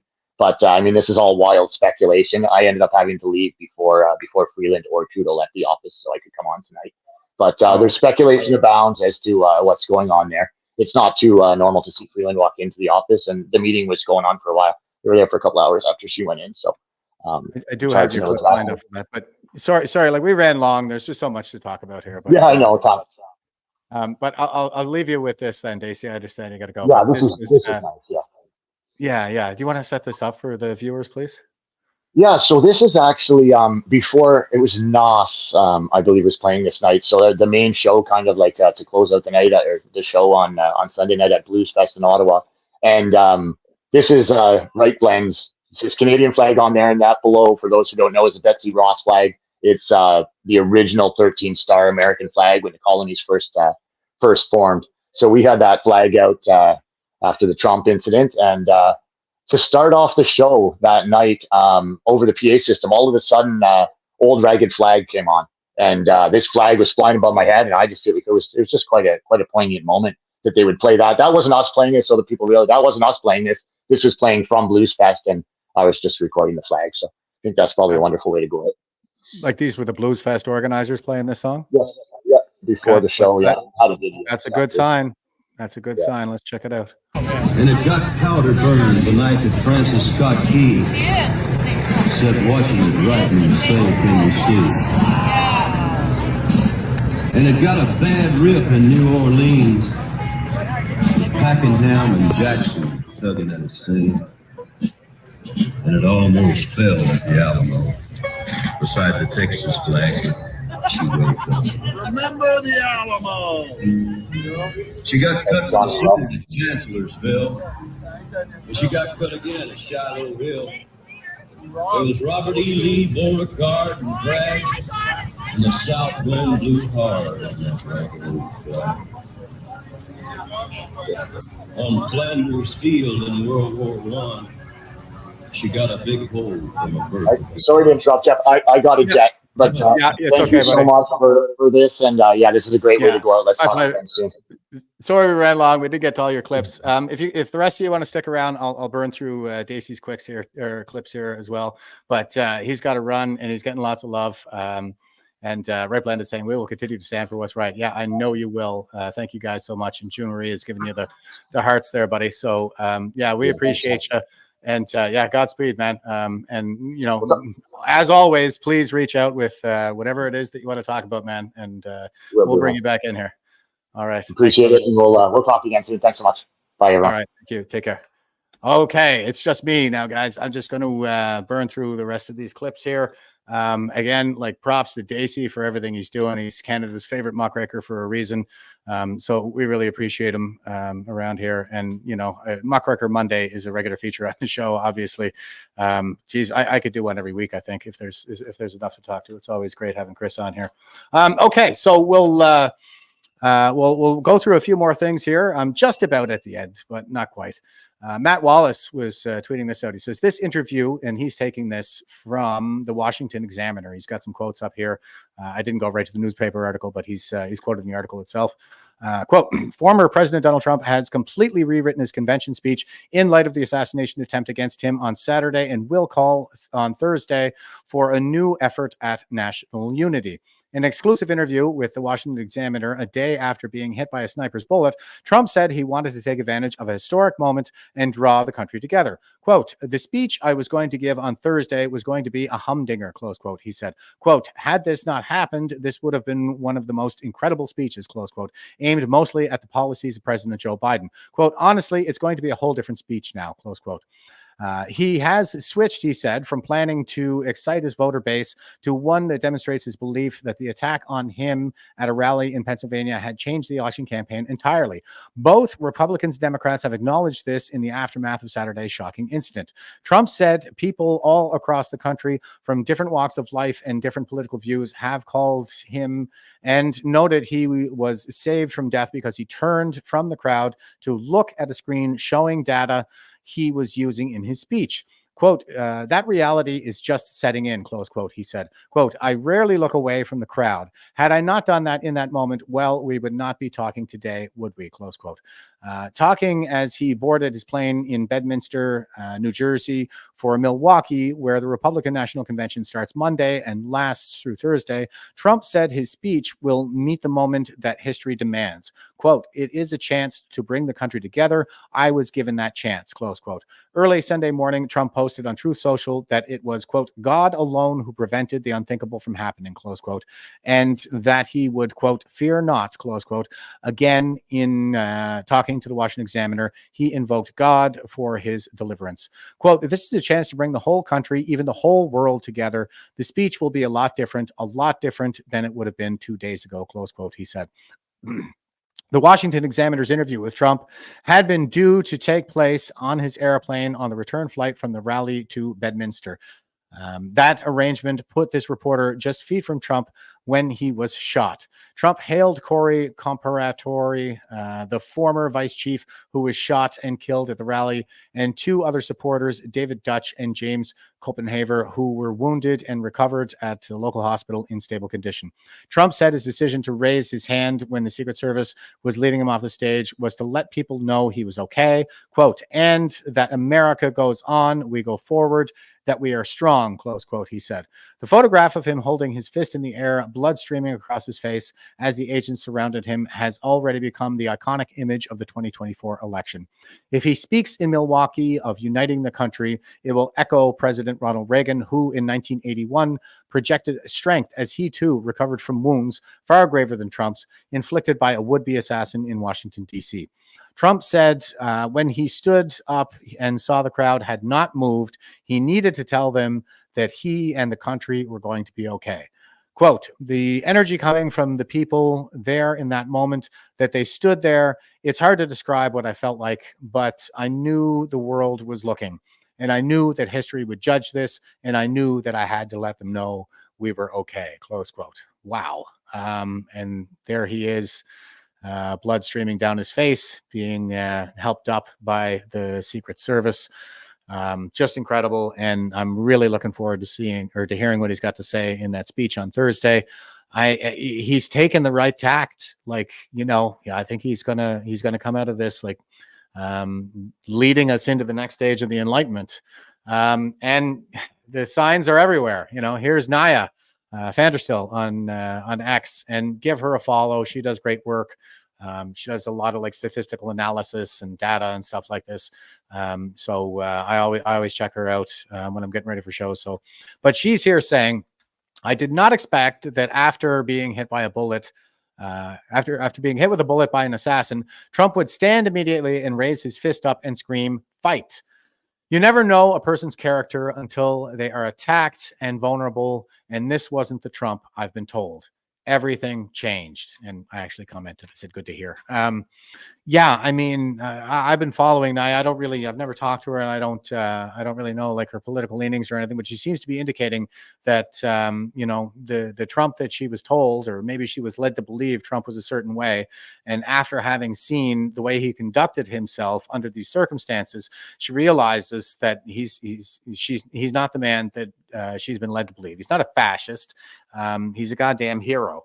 And man, he's fighting for the whole world. Like, Jesus. Okay, moving on. Here's Stephanie Tyler, and she says, graduated in 2012 with a degree in women's studies. and that is Marxism, by the way. That is just third wave feminism is just Marxism applied to gender. So she graduated in 2012 with a degree in women's studies, cried in 2016 when Trump got elected, lost touch with the Dems somewhere around Me Too, discovered entrepreneurship, updated my voter registration in 2018, but didn't tell anyone, told myself I was a single issue voting centrist. The last 6 to 12 months, I've believed I was going to abstain from voting in the upcoming election because the options are equally terrible. But watching Trump survive an assassination attempt and act like a total fucking savage just shifted me in some strange patriotic gear that my fancy feminism, white men, bad, infected brain never showed me. Like the dude took a bullet and stood up with blood dripping down his face and rallied a fucking crowd while fist bumping, yelling, "Fight." Sorry, but I'm voting for that. And saying it out loud feels so freeing. And since 2012, Stephanie would be so pissed, but that's okay because 2012, Stephanie didn't know shit. Yeah, you know, we're all learning. And she's also saying, feels so good to be out of the closet. So yeah, this is, I think, a watershed moment. I mean, everybody is kind of showing their true character right now, so it's really easy to tell who the real evil people are and who the people who just got duped are. You know, and I use the Matrix analogy sometimes because the Matrix is a fourth turning, and the thing is that, you know, Neo is the red-pilled guy, we're the red-pilled people here, and what Neo does is he wants to free the slaves in the Matrix, right? He wants to destroy the Matrix, so he goes back in there, but he doesn't really bother like the NPCs, the blue pill characters. You know, he understands like they're just slaves and they don't know it. They're not the target. But when Agent Smith does show up, when the radicals show up, he doesn't fight a blue pill fight. He fights a red pill fight. He just kind of goes, none of this is real and I can do whatever I want. Well, that's what we need to do. None of the things they say are real. These narratives that they construct, this matrix that they're building for us all, none of it is real. We can say whatever the hell we want. And so should we. So good for Stephanie here coming out and sharing her thoughts on that. Women's studies major coming out and saying she's voting for Trump. I think that's pretty substantial. And here's a clip from Dacey. I'm sorry I took so long to get to it. But anyway, it was really great to have him on while we had him. But here he is covering the beat in Ottawa as always. Dacey here. The Prime Minister's office behind me, where you can see Justin Trudeau's detail, is here. That should mean that Justin Trudeau's in the office. I've also gotten word that Justin Trudeau will be meeting with Chrystia Freeland today. Not sure what the meeting's about, but we hear that Justin Trudeau will be meeting with Deputy Prime Minister Chrystia Freeland today. You'll also notice something a bit unusual. CBC, or some sort of mainstream media, already waiting on the Prime Minister here. You got the big shoulder-mounted camera right by Justin Trudeau's vehicle. So it's not very usual to see legacy media waiting outside the Prime Minister's office. I can't recall if I have ever seen that before. So that's probably a sign that something may be going on here today. I'm being told Justin Trudeau meeting with Freeland. I'm going to keep an eye on things here. I'll have more later. So hard to say what's going on there, but things are definitely shaken up. Oh, and here is a good clip. I thought anyway, this is Vince Langman sharing this out. This is the radical left today. Yeah, this is what's going on the radical left right now. Check it out. Hey, Trump got shot at. Got shot at? Trump got shot at. So, like, did he? Oh, yeah, he lived. Huh. Yeah, and what's worse is he looked really cool when it happened. What do you mean he looked cool when it happened? He unfortunately looked very cool when it happened. How do you look cool getting shot at? Well, like, what did he do? Pop right back up with blood streaming down his face, pumping a fist in the air, shouting USA, USA, USA until a crowd of thousands joined in? That's exactly what he did. Oh. Yeah. Yeah, that's really cool. I know. Crap. We're gonna lose the election, huh? Big time. Yes, they are. And if not, then, well, I don't even know if not, but I think that, you know, a lot of these women's studies majors are probably coming to the same conclusions right now. So this is good to see. Okay, and here's Dinesh D'Souza. He is great. He's got some great books. And he says, and he was a political prisoner of Obama. He did 3 years, I think. And that was over some, election stuff. He donated too much money to somebody through some proxies and stuff like that. Nobody's ever gone to jail for it before. Everybody does it, even though it is illegal. Nobody's gone to jail for it before, but he did, because it was in an attempt to, it was against the Obama agenda, which is the agenda that we're living through right now. It's still Obama. He's the one still kind of running things. Okay, here is Joe Biden. In America, we resolve our differences at the battle box. You know, that's how we do it, at the battle box, not with bullets. In America. At the battle box, Joe? Okay. Not with bullets, though. Okay, I guess we're just going to slug it out with our fists. And here is interactive polls, and they're tweeting out at Polymarket swing states odds. Pennsylvania, Trump, 67%, new high. Holy smoke. That was a swing state, too. And that was the state, if memory serves, that Texas led the whole injunction against. Like they filed a lawsuit, and there were like 20 states who all joined, and I think that one ended up getting dismissed. But Pennsylvania broke its own election laws to keep the polls open and get all those massive boxes full with tens of thousands of votes for Biden in there. So they did all kinds of shenanigans and ended up getting sued anyway.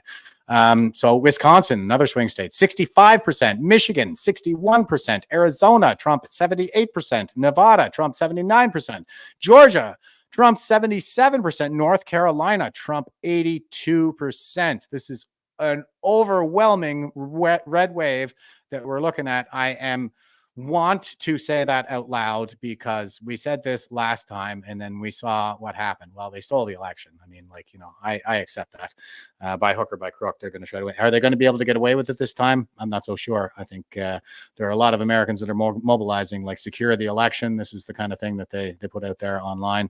And man, the Americans are some pretty damn civic minded people. I lived down there for 4 years and they know their politics and they're active. So I'm feeling surprisingly optimistic in the wake of an assassination attempt against the greatest boomer who's ever lived, Donald Trump. Okay, and here is Media Research Center. Now Biden is confusing Kamala Harris with Trump. Okay, so let's just let Joe Biden do it. President Harris's ability to beat Donald Trump if she were at the top of the ticket. Look. Allison is here saying, yes, my state broke many election laws. So I gather you're from Pennsylvania. That's my understanding as well. I don't have all the details at my fingertips right now, but holy smokes, that was one corrupt election. I wouldn't have picked Vice President Trump to be vice president, but I think she was not qualified to be president. President Harris's ability. He's talking about Kamala Harris. He wouldn't have picked Trump to be his vice president if she were competent. I think it's basically, so that's just ridiculous. So that's the good news, is that's what we're up against. Of course, it's not really him, it's the deep state, right? It's the Obama regime. Here is Cy Jeff, and he's saying, never surrender, never give up, fight, fight, fight. And this is the iconic image that I think is just going to burn itself into the psyche of every Westerner at this point. Like, if you didn't know the fight that we were in before, you know it now. So, and what an epic image. American flag flying in the background. Donald Trump, helped up by the Secret Service. And the first thing he does is raise a fist in the air and shout fight. Just like epic's not even the word. And here is Brett Weinstein. And he's giving a little message of unity here. I think I'll just play a little bit of it. Hey folks, Dr. Brett Weinstein here. After the attempt on President Trump's life on Saturday, I did a fair amount of thinking. A number of things have become apparent. First, if President Trump had not turned his head at the exact moment he did, we would likely be living in a very different world today. President Trump dodged a bullet, and so did the Republic. Irrespective of the ultimate explanation for the attempt on President Trump's life, it is quite clear that denying adequate Secret Service protection to President Trump and denying any protection at all to Bobby Kennedy is tantamount to the inhabitants of the executive branch inviting the murder of their political opponents. That would be a shocking assertion if we had also not seen the ruthless weaponization of the courts and the abridgment of First Amendment rights, all in an effort to avoid a free and fair election. We are somewhere very dire, and the Republic needs us to do extraordinary things. Our great nation needs to heal. We have been divided against each other. Our institutions have been weaponized against the public. Our universities peddle radical nonsense. Our newspapers bend over backwards to avoid reporting the news. Our tax dollars are poured into holes carved in the universe for reasons that are never explained. These problems are dire. They are going to require solutions that are beyond what any one man can deliver. What we need to do is unrig our system and refound the Republic. President Trump, the country needs you to join forces with Bobby Kennedy and name him as your vice presidential running mate. Okay, I think I'll stop it there. Swing and a miss there, Brett. Like, I appreciate what he's saying, though. And Brett Weinstein was one of the first professors to get canceled, one of the first people who stood up to the wokeness on campus. So a lot of respect for this guy. And I listened to his podcast, very smart guy. Him and his wife, Heather, they're evolutionary biologists, so highly educated, high-profile people, and they're on the right side of history. And Gen Xers, too. It is the real revolution is generational. It is Gen Xers who are basically overthrowing the boomers at this point because they're at peak institutional power as they started entering into in 2008 with the global financial collapse. And we saw all the other institutions kind of gradually fall like dominoes, whether it be the police in the 2010 G20 protest, or the press, turning to propaganda, the universities going woke, all of this stuff. We saw one institution after another just kind of fall like dominoes after that, and they were one of the first ones to fall.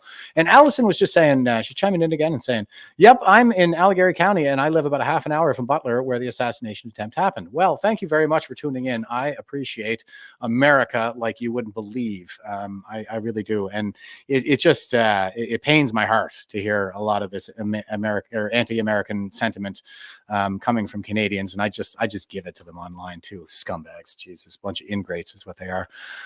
Okay, and here is Holden Colada, and he's saying President Trump calls RFK Jr. to receive Secret Service immediately. So there's Donald Trump on Twitter, and he's saying, in light of what's going on in the world today, I believe it is imperative that Robert F. Kennedy Jr. receive Secret Service protection immediately.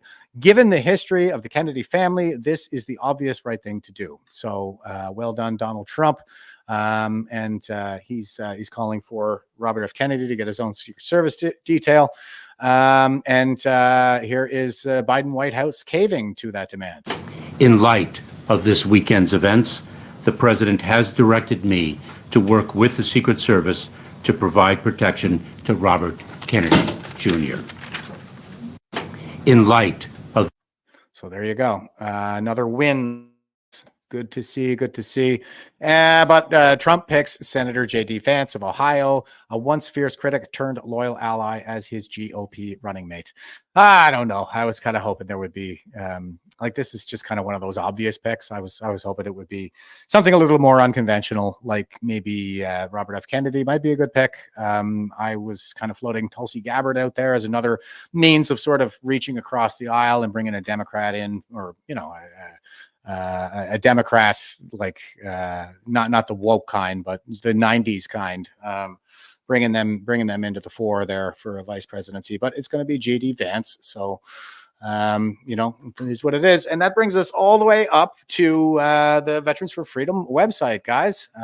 Finally, I'm way over my usual time of 2 hours. I'm over the 3-hour mark, but this is an important episode. I just wanted to make sure that we covered all the bases.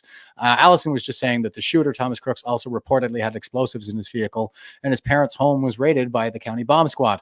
I don't have confirmation on those details. I did hear some people, or see some people online reporting that, but we'll be providing the updates as we go forward. And Cindy is saying she's on the fence with this one, with the JD Vance one.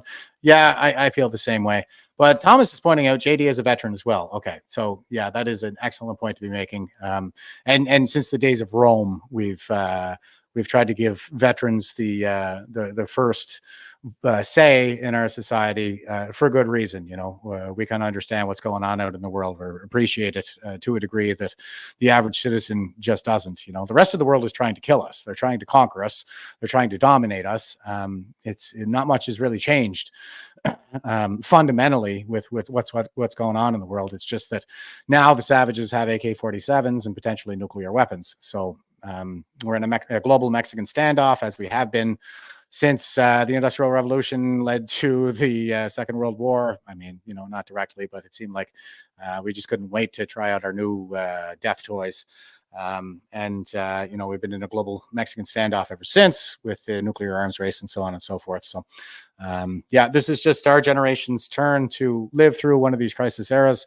Our ancestors, they surmounted them. And I think that we're doing a pretty spectacular job of turning things around here peacefully as we move forward. But anyway, here is the Veterans for Freedom website. You can subscribe to our newsletter here, join Veterans for Freedom if you're a veteran here, and support Veterans for Freedom if you want here, a donor, if you want to make a donation.